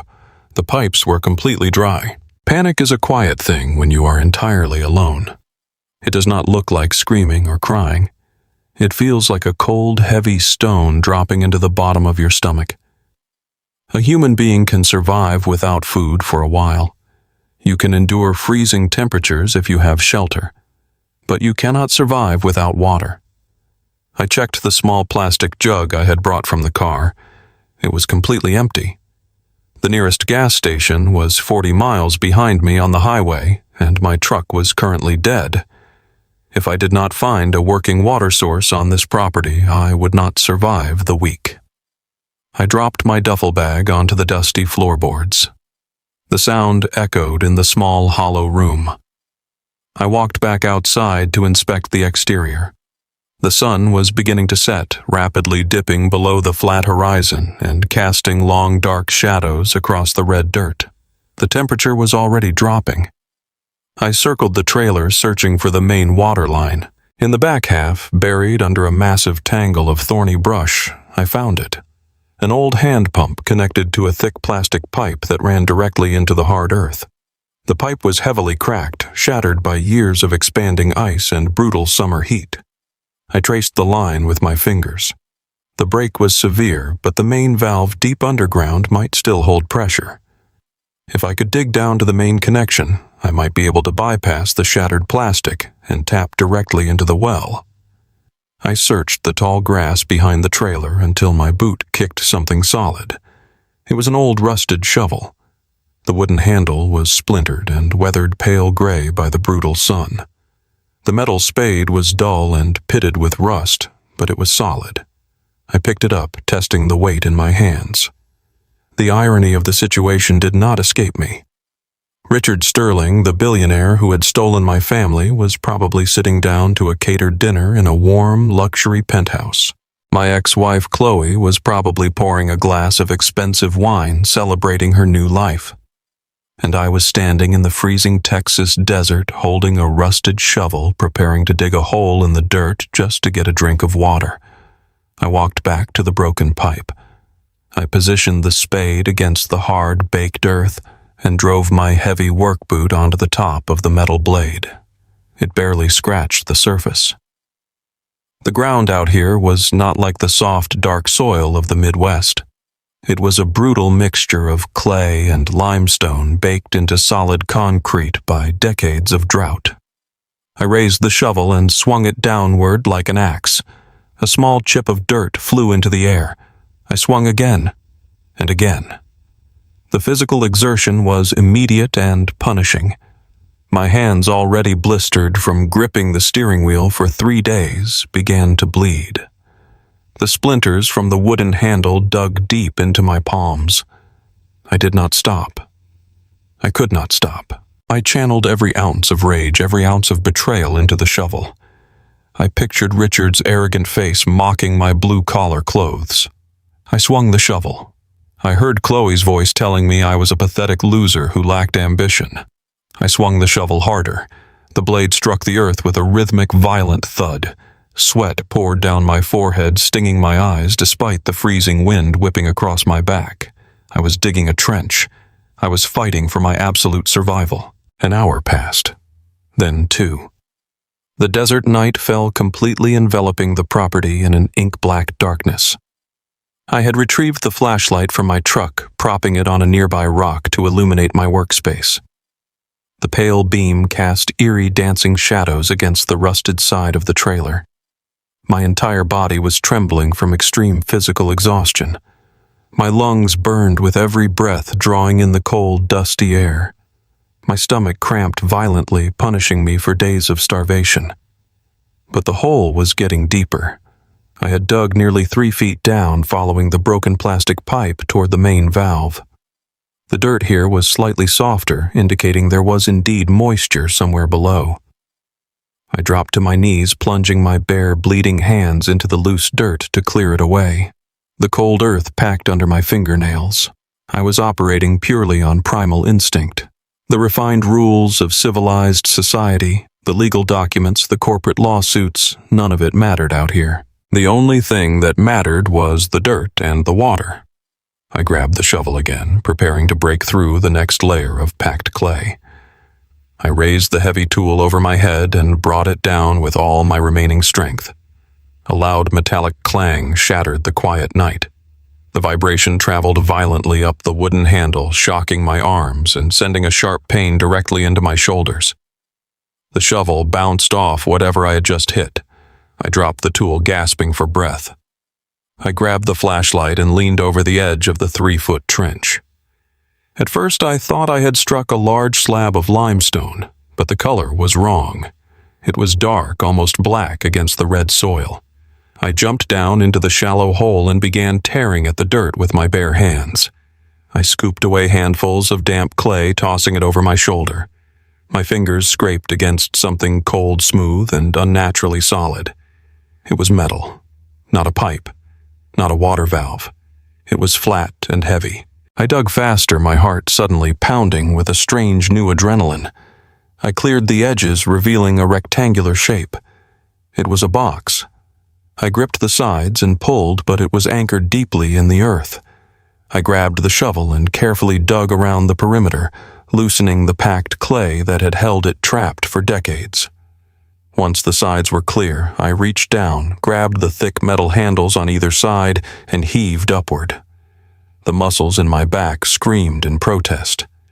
The box broke free from the suction of the mud with a wet, tearing sound. I hauled it out of the trench and let it drop onto the hard ground next to the trailer. I climbed out of the hole and stood over it, pointing the flashlight directly at my discovery. It was a heavy industrial steel lockbox. The metal was thick and incredibly durable, designed to withstand the harsh elements of being buried underground. It was roughly 2 feet long and a foot wide. The exterior was coated in thick, dried mud, but the construction was unmistakable. It was completely out of place in this desolate wilderness. There was no rust on the main body, indicating it was made of high-grade treated steel. I wiped the mud away from the front panel. There was a heavy recessed locking mechanism built directly into the metal. It was not a combination dial. It was a keyhole. I stared at the narrow opening. My mind raced back to the freezing church parking lot in Chicago. I thought about the heavy wooden box David had brought me from his garage. My father's estate. Inside that wooden box had been the property deed, a rusty surveyor compass, and an old brass key. I had used the key to open the padlock on the front door of the trailer. But what if that was not its true purpose? What if a standard off-the-shelf padlock was simply a convenient place to store a key that belonged to something much more important? I sprinted up the rickety wooden stairs of the trailer, ignoring the sharp pain in my legs. I dashed into the dark room and grabbed my duffel bag off the floor. I rummaged through the side pocket, my hands shaking violently until my fingers brushed against cold, heavy brass. I pulled the key out, holding it tightly in my fist. I ran back outside, the freezing wind biting at my face. I knelt beside the steel lockbox resting in the dirt. I wiped the rest of the mud away from the keyhole using the sleeve of my flannel shirt. The lock was complex, featuring several internal pins. I held my breath. I inserted the tip of the brass key into the slot. It slid in perfectly. The grooves on the metal matched the internal tumblers with absolute precision. I pushed it all the way in until it sat flush against the steel casing. I closed my eyes, praying to a universe that had done nothing but punish me for months. I gripped the round head of the key and turned it to the right. The lock resisted for a fraction of a second. Then a loud, heavy metallic clack echoed in the quiet desert. The internal bolts disengaged. The box was unlocked. I pulled the key out and placed both hands on the heavy steel lid. I pushed upward. The lid swung open smoothly on perfectly balanced hinges, revealing the contents hidden inside. I leaned forward, pointing the flashlight directly into the box. My breath caught in my throat. The interior was completely dry, sealed perfectly against the moisture of the earth. Resting on top was a thick stack of papers, bound tightly in thick leather folders. Next to the folders were several plastic cylindrical tubes filled with rolled blueprints and topographical maps. But what caught my immediate attention was a white envelope resting squarely in the center. My name was written across the front. Tom. It was not printed. It was handwritten in the exact, sharp, unmistakable script of my late father. I reached into the box with trembling fingers. I picked up the envelope. The paper felt heavy, expensive. It had been waiting in the dark beneath this forgotten dirt patch for years. Waiting for the day I had nowhere else to go. Waiting for the day I was stripped of everything and forced to seek shelter in the very place my ex-wife had mocked as a worthless tax-draining burden. I tore the flap open. Inside was a single folded sheet of paper. I unfolded it, aiming the beam of the flashlight across the page. The letter began without pleasantries. It was direct and commanding, echoing the voice of a man who understood the brutal realities of the world. My son, if you are reading this, you have lost everything. You have been tested by a world that values greed over loyalty. You have been pushed to the absolute edge of your endurance. I never told you the truth about this land because I knew you needed to learn how to survive on your own first. You needed to understand the true value of hard work before you could understand the true value of power. This dirt patch is not a mistake. It is the center of the largest untapped lithium brine deposit in the southern United States. I discovered the geological markers decades ago before the energy conglomerates began their ruthless expansion. I bought the land quietly. I buried the core samples, the mineral rights, and the legal patents in this box. I secured it so completely that no corporate lawyer could ever take it away from you. The people who look down on you think wealth is a luxury car or a fancy suit. They are fools. Real wealth is the earth itself. Real power is holding the resources they desperately need to run their empires. I left this for you, because you are the only man I trust to use it correctly. The documents in this box are worth billions. Take them.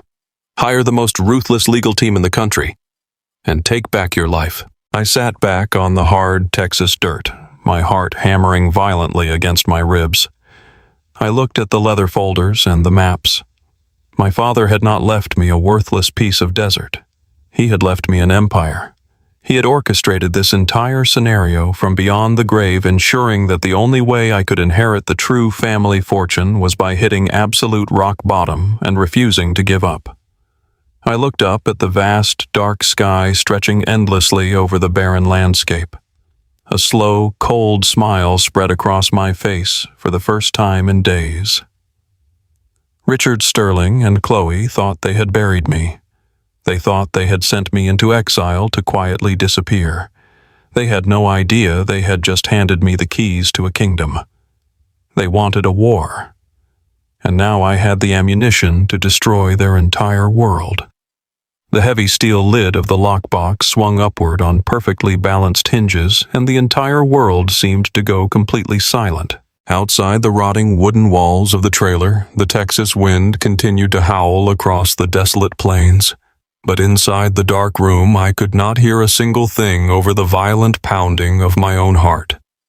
After decades buried in the harsh, packed earth, the waterproof rubber seal released with a soft hiss. The interior of the box was completely untouched by time. The air trapped inside smelled dry and sharp like old paper and copper. I knelt on the dusty floorboards, balancing the flashlight on my knee, and aimed the pale beam directly into the steel vault. I did not know what I was expecting to find. Part of me thought my father might have buried some old silver coins or a few $1,000s in emergency cash. That would have been enough to help me survive the winter, but there was no cash inside this box. Instead, the entire space was packed tightly with thick black leather binders, plastic storage tubes, and heavy stacks of official-looking documents. My hands were shaking from the freezing cold and the extreme exhaustion of the past 4 days. But I carefully reached inside and pulled out the first black binder. It was incredibly heavy. The cover was embossed with the logo of an independent geological survey firm out of Houston. I flipped the thick cover open.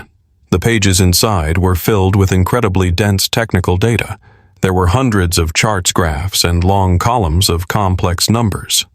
I saw words like subsurface aquifer and saline concentration and extraction viability. I turned the page and found high-resolution photographs of long cylindrical tubes filled with different layers of rock and compacted dirt. They were geological core samples. I stared at the images, completely confused.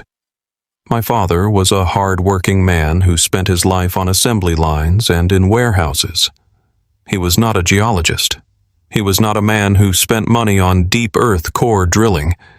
Yet here was a certified report proving he had quietly hired a team of private surveyors to drill deep into this exact property. I set the binder down and reached for one of the plastic tubes. I popped the cap off and unrolled a massive topographical map. It covered the entire 50 acres of the West Texas property. But the surface features, the dry scrub brush, and the rocky hills were faded into the background. The map was covered in bright red circles and sweeping blue contour lines that mapped out a massive underground network.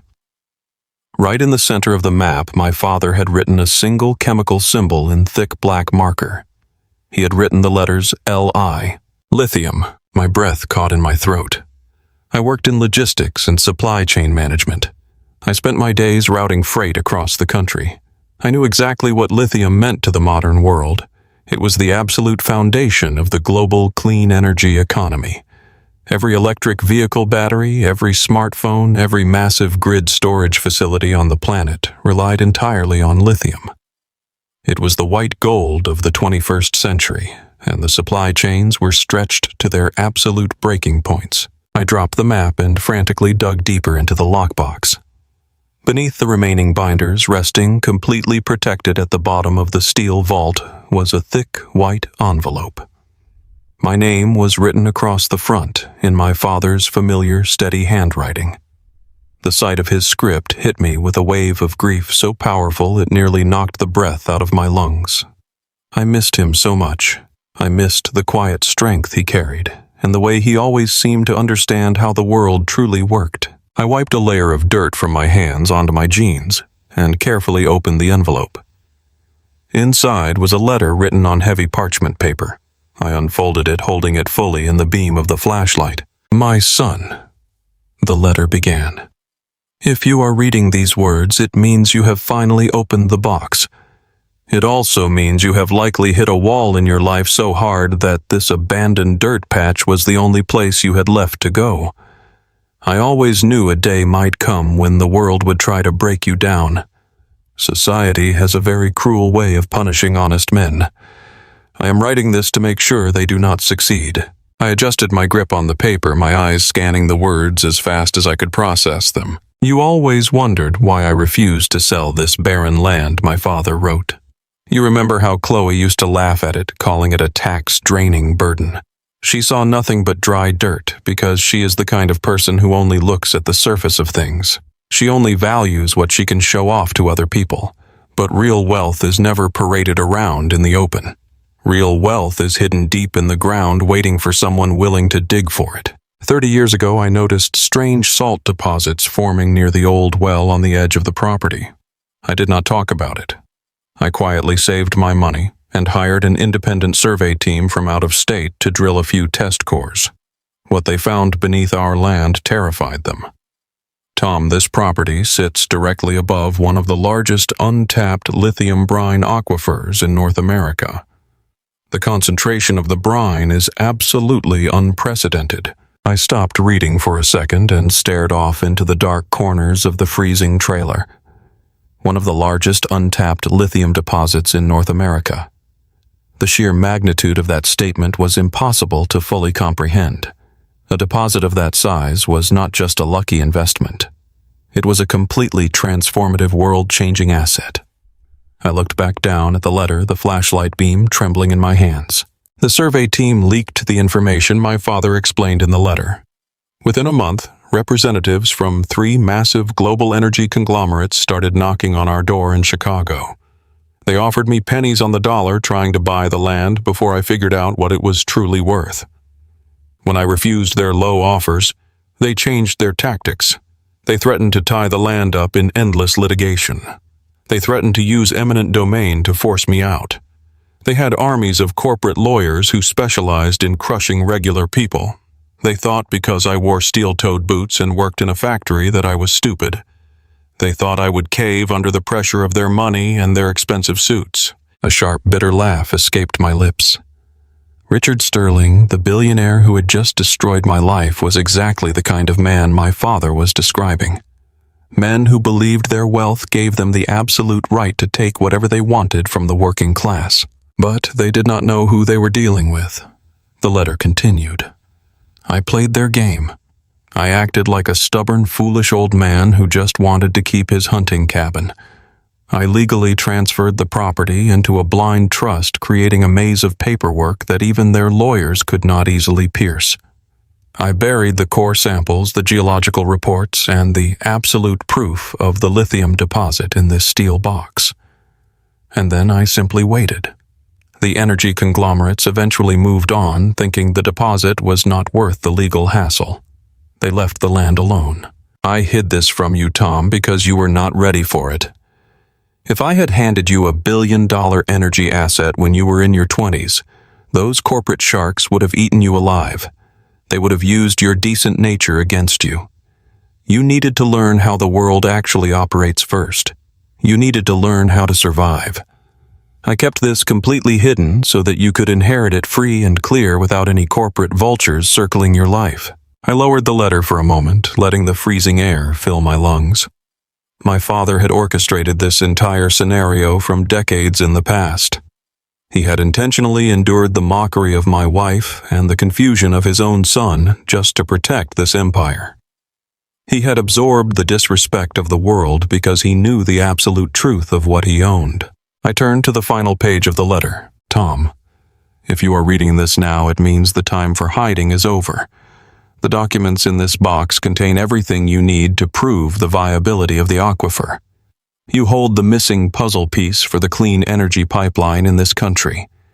The conglomerates have been searching for domestic lithium sources for years to avoid international supply chain tariffs. You own the largest one entirely outright. Do not sell it to them. Lease it. Force them to pay you royalties on every single ounce of brine they extract. Hire the most ruthless corporate law firm money can buy and make them bow to your terms. You are a good man, Tom. But a good man with ultimate power is the only thing that can actually change the world. Make them pay for every ounce of suffering they caused you. The letter ended there, simply signed with his name. I carefully folded the parchment and placed it back into the white envelope. The silence in the cabin felt completely different now. It was no longer the heavy, oppressive silence of isolation and defeat. It was the quiet electric hum of absolute potential. I reached back into the steel box and pulled out a summary report prepared by the lead geologist. I flipped to the executive conclusion at the back of the binder. The numbers printed on the page were staggering. Based on the core samples and the projected volume of the underground brine aquifer, the estimated valuation of the raw lithium was in the billions. The initial signing bonus for leasing rights alone would easily command tens of millions of dollars from any major energy firm.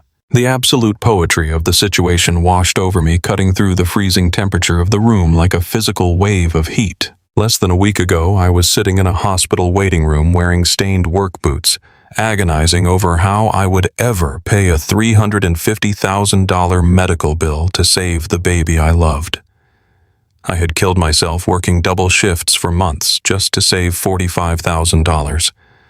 And my wife Chloe had looked me directly in the eyes and called me a pathetic, ambitionless loser who would never be able to provide for her. She had chosen Richard Sterling because he could write a check without looking at his bank balance. She had chosen a man whose entire billionaire empire was built on leveraged debt, corporate fraud, and a hollow foundation of arrogance. She had drained my life savings and thrown me out into the freezing rain because she genuinely believed I had absolutely no value left to extract. She had laughed at this property. She had begged me to sell this tax-draining dirt patch for a few $1,000s just to buy her nicer things. If she had simply stayed loyal, if she had simply loved me the way a wife is supposed to love a husband, she would have eventually shared in an empire that made Richard Sterling's net worth look like absolute pocket change. But her greed had completely blinded her to the truth. She had traded a literal mountain of gold for a shiny piece of plastic.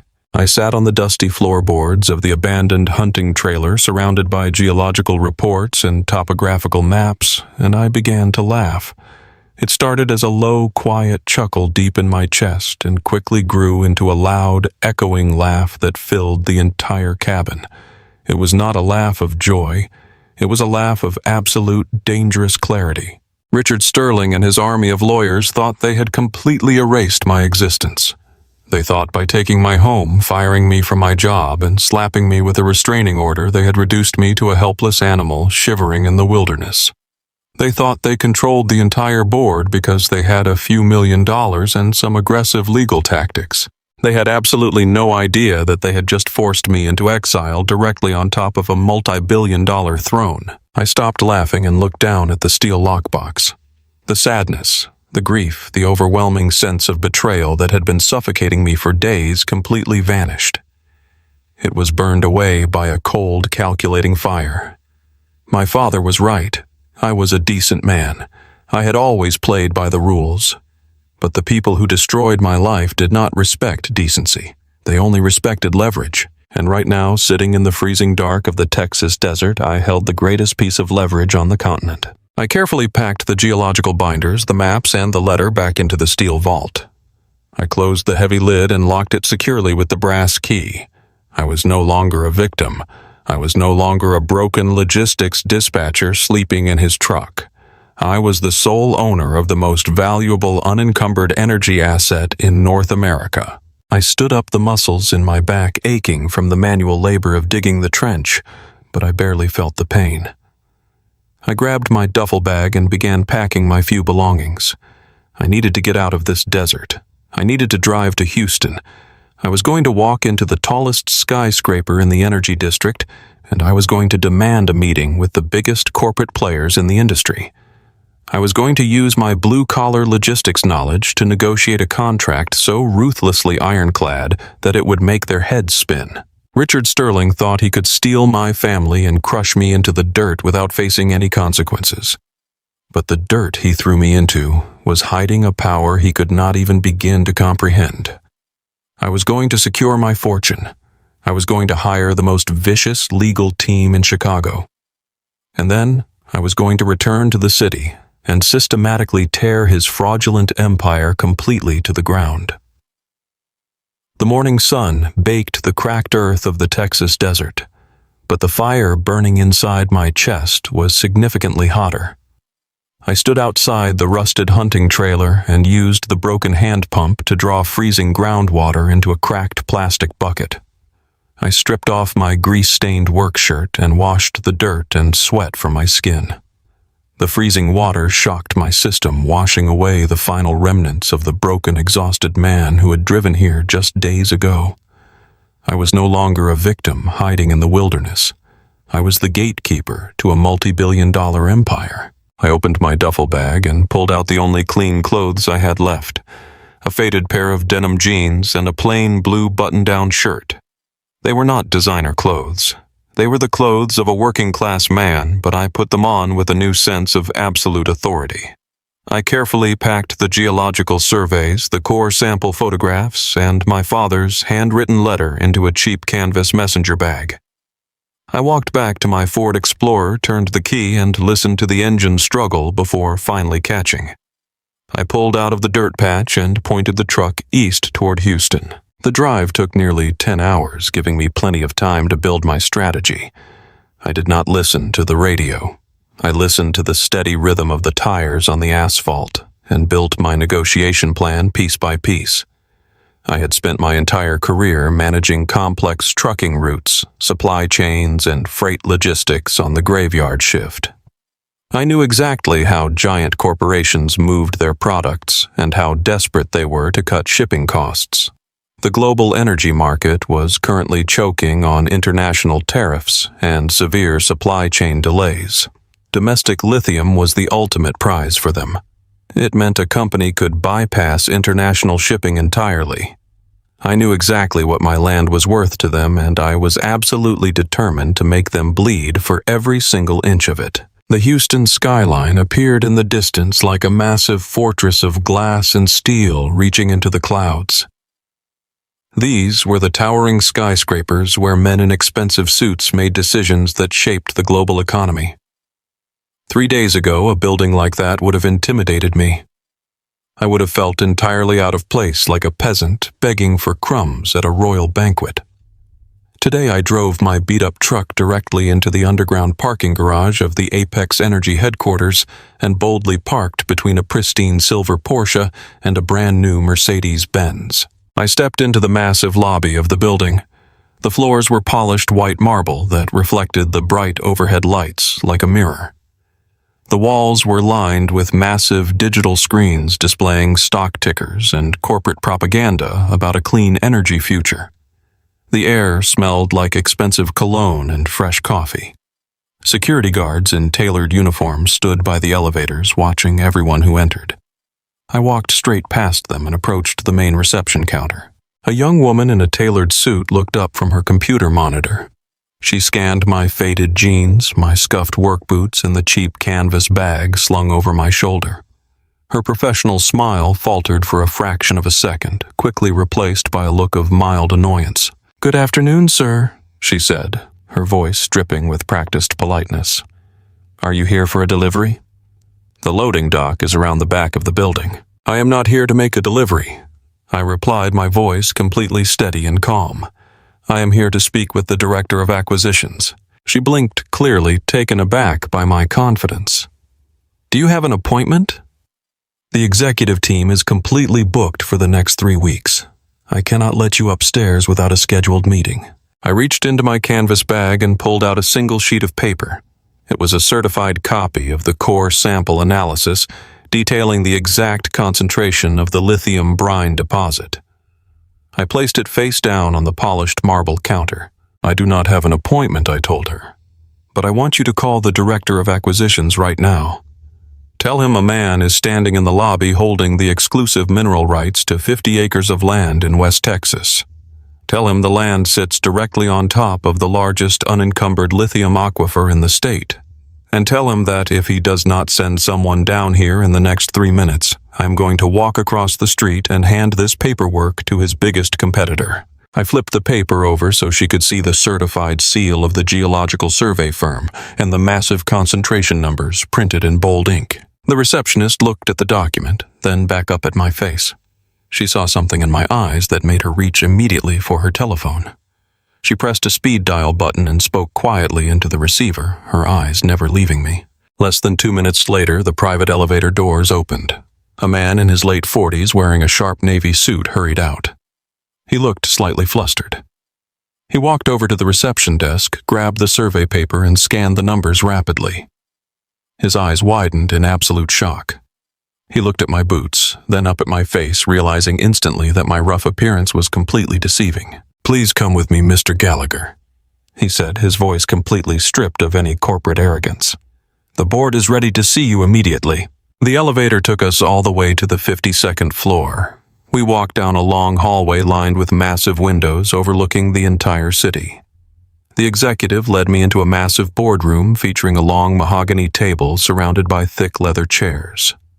3 men and 2 women sat around the table, all wearing immaculate business attire. They were the senior partners and acquisition executives for Apex Energy. They looked at me like a strange puzzle they could not quite figure out. I did not wait for them to offer me a seat. I walked directly to the head of the table, dropped my canvas bag onto the mahogany wood, and sat down. "Let us skip the pleasantries." I began looking directly into the eyes of the man sitting across from me who appeared to be the lead negotiator. "You have seen the initial sample report. You know exactly what I have. You know the energy sector is currently starving for domestic lithium resources. I am the sole owner of the property. There are no corporate liens, no silent partners, and no legal disputes. The land is mine free and clear. I am here to lease you the extraction rights today." The lead negotiator leaned forward, folding his hands resting on the table. He put on a fake sympathetic smile designed to manipulate amateur sellers. "Mr. Gallagher, we appreciate you bringing this to us," he said smoothly. "The preliminary numbers look promising, but you must understand the reality of our business. Extracting brine requires massive infrastructure. We have to build roads, lay pipelines, and construct processing facilities in the middle of nowhere. The overhead is astronomical. Because you lack the capital to develop the land yourself, you are entirely reliant on our resources. We are willing to offer you a $1 million buyout for the entire property, plus a small percentage of the net profits after our construction costs are recouped." It was a classic corporate trap. They wanted to steal the land for a fraction of its true value and use complex accounting tricks to ensure I never saw a single dime of the net profits. 3 days ago, $1 million would have sounded like a miracle from heaven. Today, it sounded like a pathetic insult. I let out a slow, quiet laugh. I leaned back in the heavy leather chair and shook my head. "You are looking at my clothes and making a massive miscalculation," I told them. My voice was calm, but it carried a lethal, unyielding edge. I spent 10 years managing freight logistics and supply chains on the night shift. Do you know what that actually means? It means I know exactly how much money you are currently bleeding every single quarter to import lithium from overseas. I watched the cargo manifests. I know all about the international shipping tariffs crushing your margins. I know about the port delays on the West Coast that are bottlenecking your entire production line for months at a time. I know that domestic railway freight costs are rising, but they are absolutely nothing compared to the billions you are losing on international taxes and delayed container ships. The fake smiles in the room completely vanished. The executives shifted uncomfortably in their expensive seats, exchanging nervous glances. This deposit is located within 50 miles of a major commercial rail hub. I continued, my voice growing louder, commanding the entire room. You will not have to lay massive pipelines across the state. You will use short-haul trucking to move the raw material directly to the rail yard, cutting your transportation overhead by at least 40%. You will completely bypass international tariffs, saving your company hundreds of millions of dollars in the first 2 years alone. Do not sit there and insult my intelligence by talking about infrastructure costs. You need this land significantly more than I need you. The lead negotiator swallowed hard, the color draining slightly from his face. He looked at his colleagues, silently communicating that their usual intimidation tactics were entirely useless against a man who knew their business better than they did. What are your exact terms, Mr. Gallagher? He asked quietly. I pulled a single sheet of paper from my bag and slid it across the mahogany table. I am not selling the land, I stated firmly. I am granting you a 20-year exclusive extraction lease. I want a $5 million signing bonus wired directly into my personal account before I leave this building today. Furthermore, I am demanding a guaranteed 15% gross royalty on all extracted materials paid out quarterly. Gross, not net. You will not hide my money behind fake corporate expenses. You will pay me before you pay your own shareholders. One of the female executives gasped out loud. 15% gross is unheard of in this industry. It is completely unprecedented. Then I highly suggest you set a new precedent right now, I replied without blinking. Because if you do not sign that paper right now, I will pack my bag, walk out of this room, and take the exact same deal to your biggest rival. They will gladly pay it just to choke out your supply line and dominate the market. You have exactly 5 minutes to decide. I sat back and crossed my arms. The room erupted into frantic, whispered conversations. They analyzed the numbers, made rapid phone calls to their legal department, and argued quietly among themselves. But I already knew the final outcome. They had absolutely no choice. The strategic advantage of holding a massive domestic supply was worth any price I demanded. 4 minutes and 30 seconds later, the lead negotiator picked up a gold fountain pen and signed the binding preliminary agreement. He pushed the document back across the table, his hand shaking slightly. You drive a brutal bargain, Mr. Gallagher. I learned from the worst, I replied, packing the signed contract back into my canvas bag. I sat in that boardroom for another 2 hours while their legal team expedited the official paperwork and coordinated the massive transfer with their banking institution. I refused their polite offers of expensive scotch or catered lunch. I just sat there watching the clock, waiting for the final confirmation. I trusted nothing until I saw the proof. Finally, my cell phone vibrated deeply in my pocket. I pulled it out and looked at the screen. It was an alert from my newly opened secure banking application. Available balance $5 million. I stared at the number on the small, glowing screen. The zeros stretched out like a long, beautiful highway leading directly out of the freezing hell I had been trapped in. Just a few days ago, I was destroying my body working 80-hour weeks to save $45,000 for my son's heart surgery. My ex-wife Chloe had drained that account to zero and told me I was a pathetic failure who could never provide. Richard Sterling had mocked my blue-collar boots and thrown me out of the hospital, believing his wealth made him an untouchable god. They thought money was a weapon only they were allowed to wield. They were about to learn what happens when a desperate, broken man is suddenly handed the keys to a financial nuclear arsenal. I stood up, shook the hand of the lead negotiator, and walked out of the Apex Energy building. The afternoon sun was beginning to set over Houston, painting the sky in brilliant shades of gold and deep orange. I walked past the luxury car dealerships lining the downtown streets. A man with $5 million in cash and a guaranteed royalty income of tens of millions more could easily walk inside and buy a Ferrari. He could buy a massive mansion in the hills or a private jet to travel the world in absolute comfort. But I did not care about flashy cars or massive houses. I did not care about the shallow, arrogant symbols of wealth that motivated people like Richard Sterling and Chloe. I only cared about one thing right now: total and absolute justice. I walked into a quiet, high-end coffee shop across the street from the Energy Tower. I ordered a black coffee, sat down at a corner table, and opened my laptop. I did not search for real estate or luxury vacations. I typed a very specific query into the search engine. Most aggressive corporate litigation law firms in Chicago. I spent the next hour reading through legal profiles, court records, and bar association reviews. I was not looking for a friendly family lawyer to politely ask for visitation rights. I was looking for corporate assassins. I was looking for the kind of attorneys who specialized in dismantling massive empires, freezing assets, and destroying reputations with surgical precision. I found a firm named Vanguard Legal Partners. Their managing partner had recently forced 2 major hedge funds into brutal bankruptcy and was known for being absolutely relentless in the courtroom. They were sharks, and I had a massive budget to feed them. I pulled out my phone and dialed their direct office number. A receptionist answered immediately. "Vanguard Legal, how may I direct your call?" "My name is Tom Gallagher," I said, my voice steady and completely cold. "I need to speak with your managing partner regarding a hostile litigation strategy against Sterling Enterprises and its chief executive officer, Richard Sterling." "I am sorry, sir," she replied automatically. "The managing partner does not take unsolicited consultations without a minimum retainer fee of $100,000 paid in advance." I pulled up my banking application and looked at the $5 million sitting perfectly still in my account. "I will wire you $200,000 in exactly 3 minutes," I told her.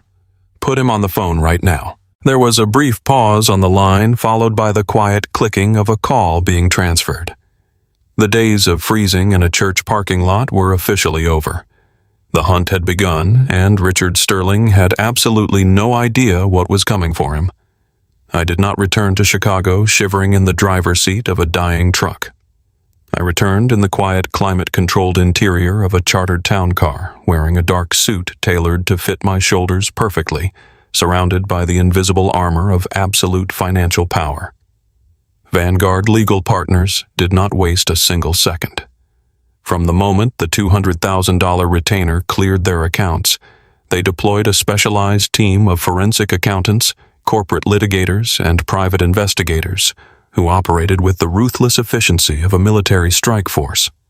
My lead attorney, a man named Harrison Cole, had built his entire career dismantling fraudulent corporate empires and bankrupting arrogant executives. I sat in his corner office overlooking the gray Chicago skyline, drinking hot black coffee while he spread dozens of dense financial dossiers across a massive glass table. The hunt had officially begun, and our target was completely blind to the crosshairs resting squarely on his back. For the past week, Richard Sterling had believed he was untouchable. He believed his vast wealth shielded him from any consequences, and he believed I was just a pathetic, broken man freezing to death in a Texas desert. He had absolutely no idea that his entire existence was currently being dissected under a legal microscope funded by the largest unencumbered lithium deposit in North America. Harrison Cole stood at the head of the glass table pointing a silver pen at a series of complex banking flowcharts. The picture he painted of Richard Sterling was not a portrait of a billionaire genius. It was the blueprint of a desperate, arrogant fraud. Richard Sterling did not own a sprawling empire of commercial real estate. He owned a massive, towering house of cards built entirely on leveraged debt and corporate deceit. Harrison explained the mechanics of the illusion with cold, surgical precision. Richard had been taking out massive loans against commercial properties he only partially owned, using that newly borrowed capital to acquire more properties, and then borrowing against those new assets to maintain his lavish lifestyle. He was running a highly sophisticated corporate shell game. The bespoke suits, the luxury Range Rover, the expensive cigars, all of it was purchased using money that technically belonged to his investors and commercial lenders. He was bleeding cash from every single direction, desperately trying to keep the plates spinning before the major banks realized the underlying assets were dangerously overvalued. The $350,000 Richard had promised Chloe for the baby's surgery was not pocket change to him. It was a massive, dangerous liability. Harrison discovered that Richard had attempted to quietly divert that exact amount from a restricted client escrow account, planning to mask it as a temporary consulting fee. He was literally stealing from his own clients to pay for his illegitimate child, hoping he could replace the stolen funds before the next quarterly financial audit. He was not a king of industry. He was a petty thief wearing a platinum watch. "We have everything we need," Harrison told me, tapping the thick stack of financial documents. He committed federal wire fraud across state lines. He falsified commercial loan applications, and he violated fiduciary trust laws on a massive scale. If we file a standard civil suit, his lawyers will tie us up in court for years. But if we hand this neatly packaged evidence directly to the Securities and Exchange Commission, the federal government will crush him by tomorrow morning. "Do it," I said, my voice completely devoid of any sympathy. "Burn his empire to the ground." Harrison made exactly one phone call to a senior director at the Federal Regulatory Agency. He did not need to persuade them. The evidence of massive financial irregularities was so overwhelming and so perfectly documented by my legal team that the federal agency moved with unprecedented speed. The government does not tolerate blatant wire fraud when it affects major banking institutions. The strike happened the very next morning. It was a cold, overcast Tuesday. I sat in the back of my town car, parked discreetly across the street from the gleaming glass tower that housed Sterling Enterprises. I watched the entire execution unfold from behind tinted windows. At exactly 9 o'clock, a fleet of dark government vehicles pulled up to the front entrance, blocking the valet lane completely. Over a dozen federal agents wearing dark windbreakers walked straight through the revolving doors, bypassing the confused security guards, and took immediate control of the lobby. They did not come with polite questions. They came with federal warrants carrying stacks of empty cardboard boxes to confiscate hard drives, financial ledgers, and encrypted servers. 10 minutes later, the grand illusion of Richard Sterling completely shattered in public view. He was escorted out of the building by 2 armed federal agents. He was not in handcuffs yet, but the absolute panic radiating from his body was visible from across the street. His perfect silver hair was disheveled. His face was pale, glistening with a cold sweat. He looked wildly around the street, perhaps searching for his expensive lawyers or his private security team, but no one was coming to save him. The federal government had instantly frozen every single domestic bank account, corporate asset, and investment portfolio attached to his name. In the span of 30 minutes, the billionaire who had stolen my family and laughed at my poverty was reduced to a man with absolutely zero access to a single dollar. I watched him being pushed into the back of a government sedan, the door slamming shut on his arrogant reign. I felt a cold, deep satisfaction settle into my bones, but the war was only half over. Richard was experiencing the sudden destruction of his finances, but Chloe was about to experience the devastating consequences of her own boundless greed. While Richard was being interrogated by federal agents in a sterile downtown office, a much more desperate crisis was unfolding miles away at Chicago Memorial Hospital.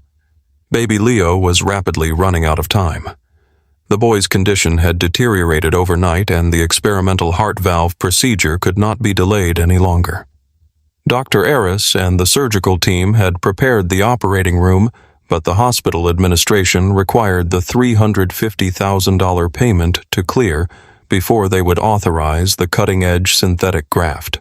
According to the timeline my private investigators pieced together later, Chloe was sitting in the exact same sterile waiting room where she had coldly abandoned me just days earlier. She was waiting for the financial transfer confirmation from Richard. She checked her phone, constantly growing increasingly frantic when his number went straight to voicemail. The hospital billing department sent a senior representative down to the pediatric intensive care unit to inform her that the promised wire transfer from the Sterling Medical Trust had been abruptly blocked by a federal hold. The money was not coming. Chloe had assumed Richard possessed infinite wealth. She had assumed his power in the city was absolute. When the hospital demanded the money up front to save her child, she realized she had completely drained our joint savings account of $45,000 and handed it over to a man who was now legally paralyzed.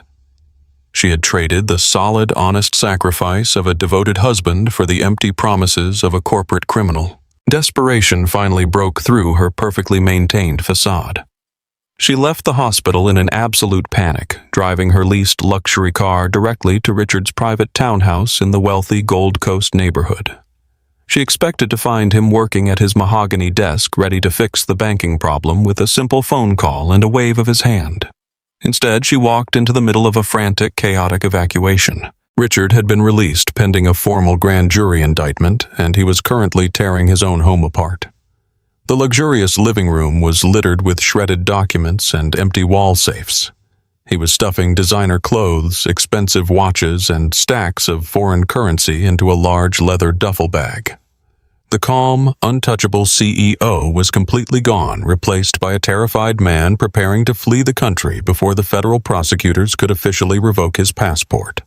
Chloe screamed, running into the room, her voice echoing off the high vaulted ceilings. The hospital rejected the wire transfer. They said your accounts are frozen by the government. Leo needs the surgery right now. You have to call your private bank. You have to fix this immediately. Richard did not even look at her. He continued shoving clothes into the bag, his movements jerky and panicked. There is no bank. He snapped, his voice sharp and incredibly cruel. The federal agents took everything. The company is gone.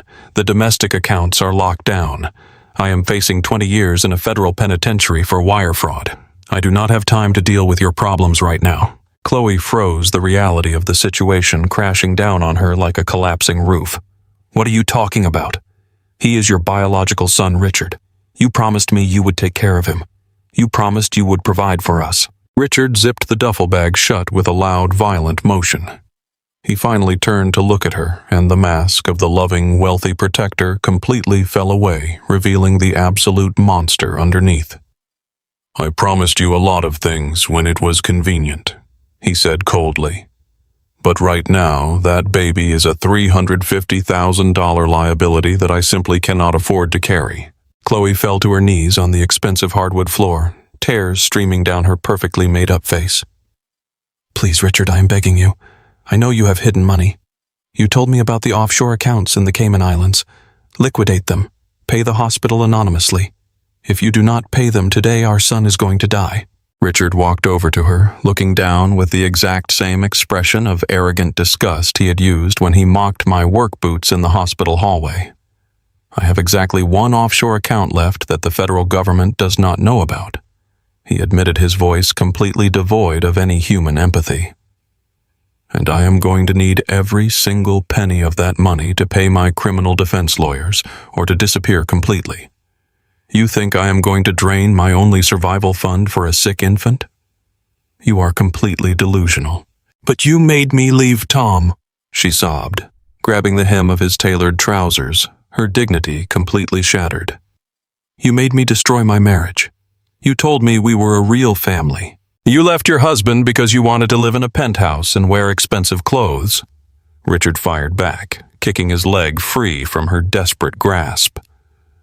Do not try to put the blame on me.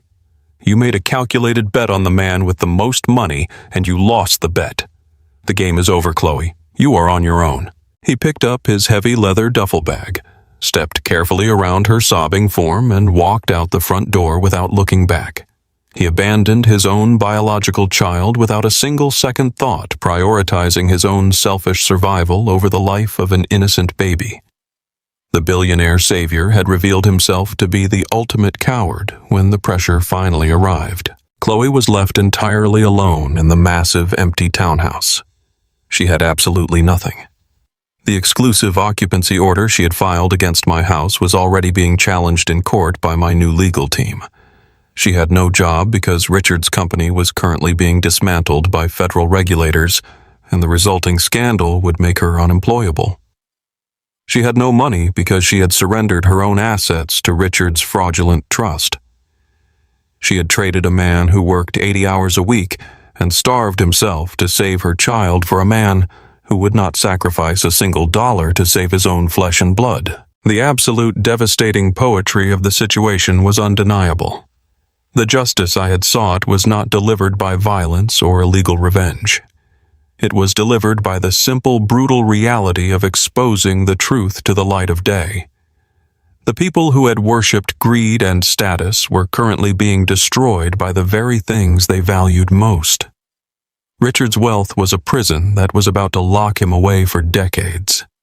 Chloe's ambition was a trap that had left her penniless and entirely isolated from anyone who truly cared about her. Sitting in the luxurious office of Vanguard Legal Partners, listening to Harrison Cole relay the detailed reports of Richard's chaotic flight and the hospital's final demand for payment, I felt a profound sense of closure regarding the people who had betrayed me. They had built a beautiful shining house of cards on a foundation of absolute lies, and I had simply provided the wind that blew it all down. But as the satisfying reality of their destruction settled over me, a much sharper, far more urgent truth pierced through my cold satisfaction. Richard Sterling was a monster, and Chloe was a traitor who deserved every ounce of misery she was currently experiencing. But baby Leo was completely innocent. The child lying in the intensive care unit, struggling to breathe, hooked up to a dozen different monitors, had committed no crimes. He did not ask to be born into a web of deceit. He did not care about corporate fraud offshore accounts or lithium deposits in Texas. He only knew that he was in pain and he needed someone to save him. The walls of the hospital waiting room felt exactly like a concrete prison closing in on Chloe. Just 1 week ago, she had stood in this exact spot, wearing an expensive designer blazer, surrounded by the arrogant certainty that her billionaire lover would simply write a check and make all her problems disappear. Now she was wearing the exact same wrinkled blouse she had slept in for 3 consecutive days. Richard Sterling had not just abandoned her. He had taken her financial security, her dignity, and her entire future, stuffing it all into a leather travel bag before fleeing the state. She was completely penniless. Her premium credit cards were declined at the hospital cafeteria. The temporary luxury apartment Richard had placed her in had locked her out the moment the federal government froze his corporate assets. She had nowhere to go, no one to call, and absolutely nothing left to sell.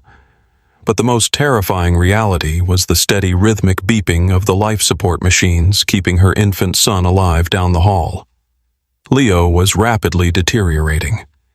The hospital billing administrators had entirely stopped offering their sympathetic smiles. They needed the $350,000 for the experimental heart valve, and they needed it immediately. Desperation is an incredibly powerful force, but arrogance is a stubborn disease that takes a very long time to cure. Even at absolute rock bottom, sitting in a cheap plastic hospital chair with $0 to her name, Chloe still desperately wanted to believe she was the smartest person in the room. She began to formulate a plan based entirely on her own twisted view of the world. She thought about Tom. She thought about the loyal husband she had coldly thrown into the freezing rain just days earlier. In her mind, Tom was still the pathetic, ambitionless logistics dispatcher who wore stained work boots and smelled like heavy diesel fuel. She remembered the worthless dirt patch in West Texas his father had left him in that old wooden lockbox. Chloe convinced herself that Tom, in his desperate poverty, had probably sold that barren wasteland to some local farmer for $10,000 or maybe $15,000. She assumed he was currently working some minimum wage graveyard shift, living in a cheap roadside motel holding on to that tiny bit of cash. If she could just find him, she knew exactly how to manipulate him. She had done it effortlessly for years. She would cry. She would apologize profusely. She would use his inherent decency and his lingering emotional attachment to the baby to guilt him into handing over his last remaining dollars. It would not be enough for the entire surgery, but it might be enough to secure a down payment to keep the doctors working for a few more days. She did not have a car anymore, so she spent her last $5 on a city bus ticket heading toward the address her older brother David had reluctantly given her. David had firmly refused to help her financially, utterly disgusted by her betrayal, but when she broke down sobbing about the baby dying, he finally cracked. He handed her a slip of paper with an address located right in the heart of the downtown Chicago financial district. Chloe assumed it was a mistake. She figured Tom had taken a job as a janitor or a night security guard in one of the commercial high-rises. It made perfect sense to her. A blue-collar worker scrubbing floors for the corporate elite. The sky above the city was a bruised, menacing gray, pouring freezing rain onto the crowded streets. It was the exact same bitter, violent weather that had soaked Tom when Richard threw him out of the hospital, but Chloe was entirely blind to the poetic justice of the storm. She pulled her thin coat tightly around her trembling shoulders, shivering violently as she stepped off the city bus and walked toward the towering glass skyscraper. The building was a massive monolith of polished steel and dark-tinted glass housing some of the most powerful corporate law firms and investment banks in the entire country. Chloe stood on the wet sidewalk near the grand entrance, trying to shield herself under a small concrete overhang. Her hair was plastered flat to her face. Her expensive leather shoes were completely ruined by the icy puddles. She waited, scanning the faces of the delivery drivers and maintenance workers entering the side service doors, fully expecting to see Tom trudging through the slush in his heavy work boots. She waited in the freezing storm for over an hour.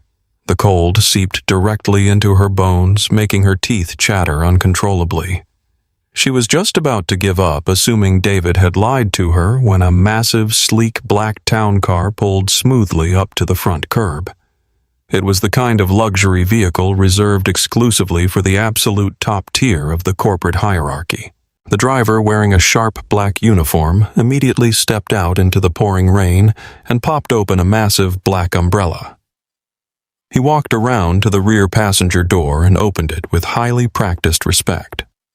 Two older men in immaculate, expensive suits exited the revolving doors of the building, holding thick leather briefcases, stopping to wait patiently for whoever was inside the vehicle. Chloe watched with mild jealousy, remembering the lavish life Richard had promised her just weeks ago. Then a polished leather Oxford shoe stepped out of the town car and onto the wet pavement. It was not a scuffed work boot. It was a shoe that cost more than most people made in a month. The man stepped out from under the shadow of the door, standing completely upright beneath the umbrella held by his driver. He was wearing a custom-tailored midnight blue suit that fit his broad shoulders with absolute perfection. His hair was neatly styled. His posture radiated an intense, undeniable authority that commanded the immediate attention of the two senior executives waiting for him. Chloe stopped breathing entirely.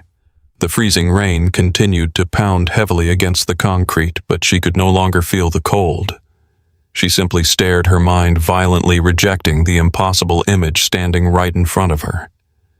It was Tom, the man she had endlessly mocked, the man she had called a pathetic loser, the man she had left to freeze in a church parking lot. He was standing in front of a corporate fortress, looking like he owned the entire city block. One of the executives stepped forward, extending his hand, addressing Tom with a level of deep respect and genuine deference that Richard Sterling had spent his entire life trying to fake. Tom shook the older man's hand calmly, speaking in a low, confident voice that carried a razor-sharp edge. Chloe felt her legs completely give out beneath her. The sheer overwhelming reality of her massive miscalculation hit her with the destructive force of a speeding train. He had not sold the Texas land for pennies. He was not scrubbing floors on the night shift. The worthless dirt patch had been a cleverly disguised empire, and she had willingly traded it for a desperate corporate fraud who had left her with absolutely nothing. "Tom," she screamed, her voice tearing painfully through the loud sound of the falling rain. She stumbled blindly out from under the concrete overhang, stepping directly into the freezing downpour. The driver instantly shifted the large umbrella to shield Tom, blocking her path with his body. The two executives looked at her with polite disgust, seeing nothing but a deranged, soaked woman interrupting their very important business meeting. Tom turned his head slowly. His eyes locked onto hers. There was no anger in his gaze. There was no sadness. There was only a cold, terrifying emptiness that made her stomach drop into an endless, dark void. He looked at her the exact same way a person looks at a piece of wet trash blowing across the street. "Tom, please," she sobbed, pushing past the driver and collapsing heavily onto her knees right there on the wet, filthy pavement. She did not care about her dignity anymore. She did not care about the wealthy executives staring at her in shock. She reached out, her trembling hands hovering just inches from his polished shoes, too afraid to actually touch him. "I am so sorry," she cried. "I was wrong. I was so incredibly wrong about everything. Richard left me. He took everything and ran away. I have no money. I have nowhere to go. Please, Tom, you have to help me." Tom did not move a single muscle. He did not flinch. He just stood there, towering over her, perfectly dry beneath the massive umbrella. "You made your choice, Chloe," he said. His voice was not loud, but it cut through the violent storm with absolute devastating clarity. "You chose a man who built his entire life on lies. You wanted luxury without loyalty. You wanted wealth without character. You got exactly what you asked for." She sobbed much harder, the freezing rain mixing with the hot tears streaming down her pale face. She bowed her head, the icy water soaking her completely to the bone. "I know I deserve this," she cried, her voice cracking painfully under the immense weight of her own guilt. "I deserve to be punished for what I did to you. But please, Tom, I am not asking for myself. It is Leo. He is dying right now. The hospital will not do the surgery without the $350,000. Richard's accounts are frozen. The money is completely gone. You are the only one who can save him. I know he is not your biological son. I know I lied to you for almost a year. But you loved him once. You held him and you promised to protect him.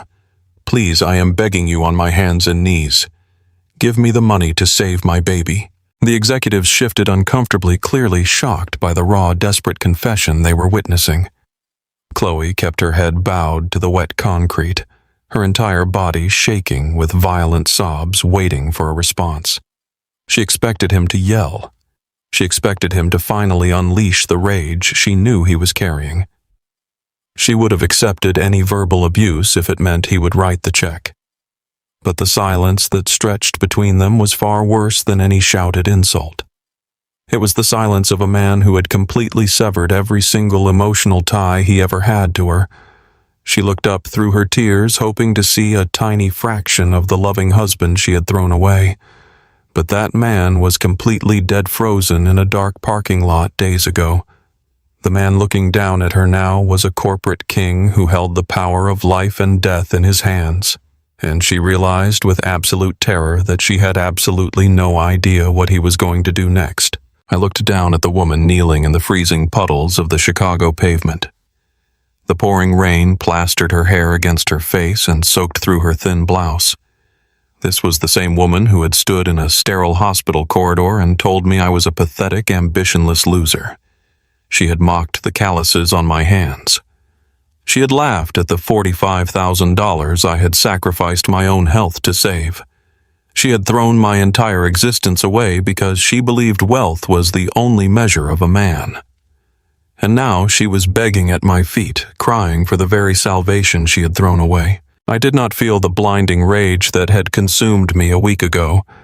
I did not feel the urge to scream or curse at her. The anger had completely burned out, leaving behind a cold, quiet authority.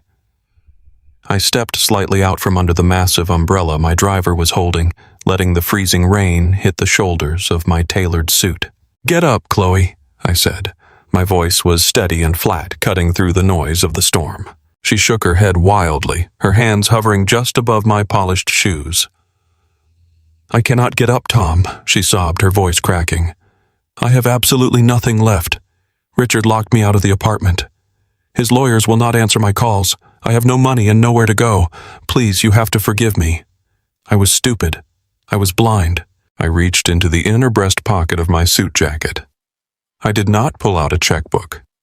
I did not pull out a stack of $100 bills. I pulled out a small, clear plastic bag and dropped it directly into the icy puddle resting between her trembling knees. Chloe stared at the plastic bag in confusion. She reached out with shaking fingers and picked it up. Inside the sealed waterproof plastic was a thick stack of her heavy embossed corporate event planning business cards. They were the exact same cards she used to hand out to the Chicago elite at the luxury galas she was so incredibly proud of. I went to the house yesterday to collect the rest of my personal belongings, I told her, looking down at her tear-stained face. The judge threw out your exclusive occupancy order the moment my legal team presented the truth about your fraudulent affidavits.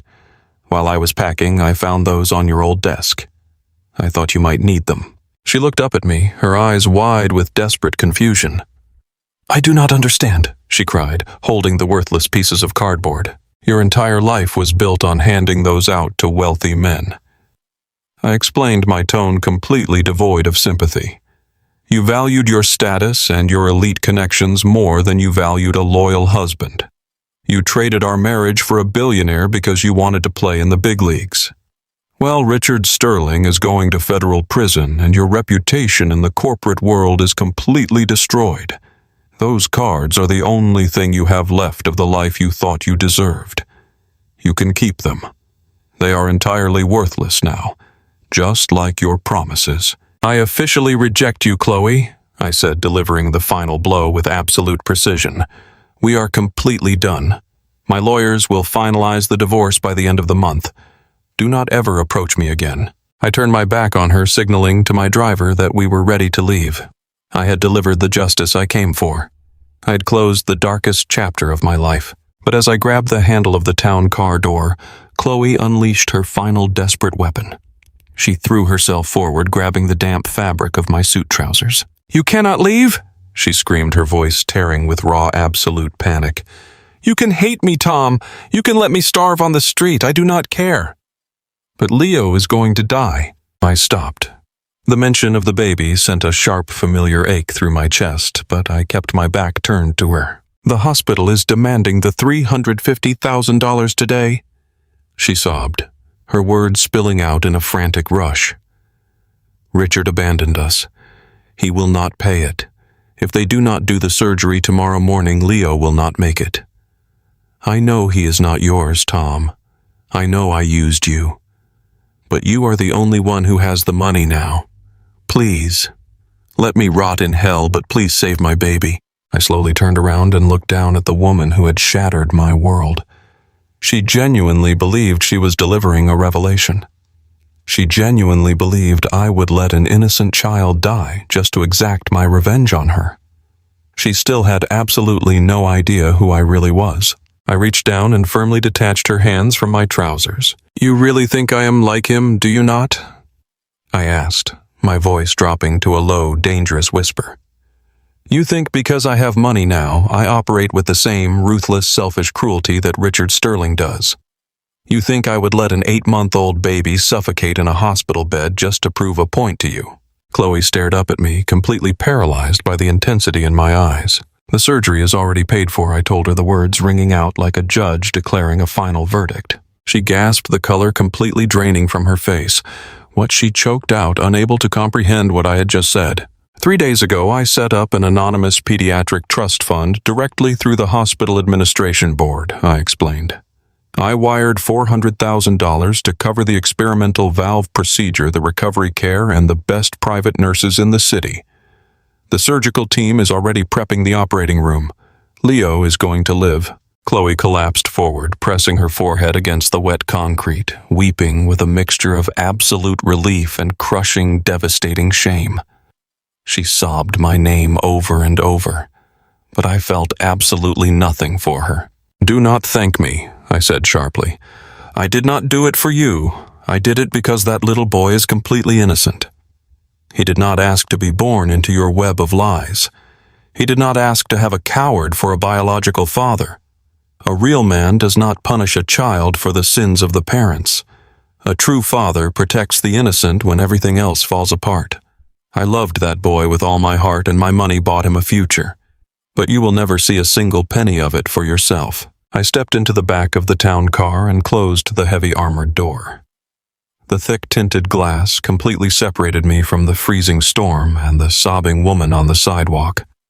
As the driver pulled away, merging into the heavy downtown traffic, I did not look back. The aftermath of that week played out exactly as my legal team had orchestrated.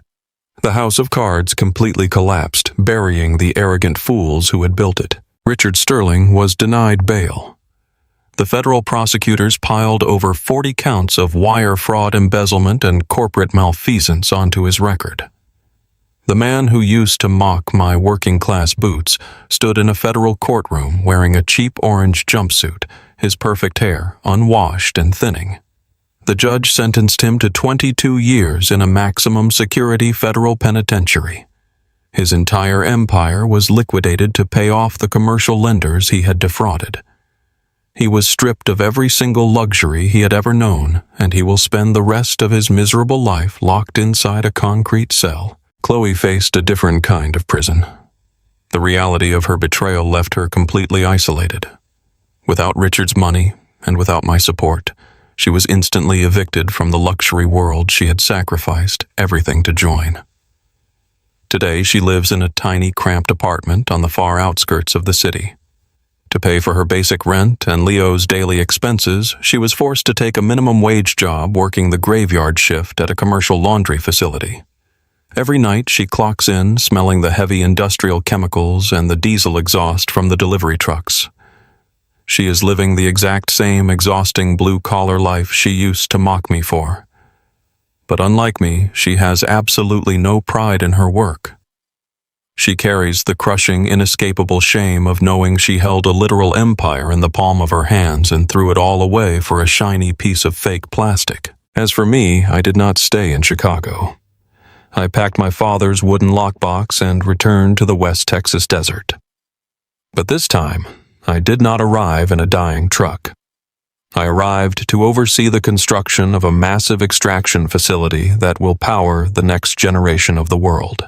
I stood on the ridge overlooking the 50 acres of land my father had saved for me.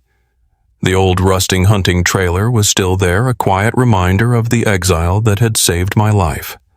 I watched the heavy machinery moving the earth, preparing to tap into the billions of dollars flowing beneath the bedrock. My father was right. True wealth is not found in expensive suits, luxury cars, or the arrogant validation of high society. Those things are just fragile illusions that can be ripped away by a single lawsuit or a bad investment. True wealth is found in the dirt. It is found in the quiet, unyielding endurance of a man who refuses to break when the entire world turns against him. I had lost my wife.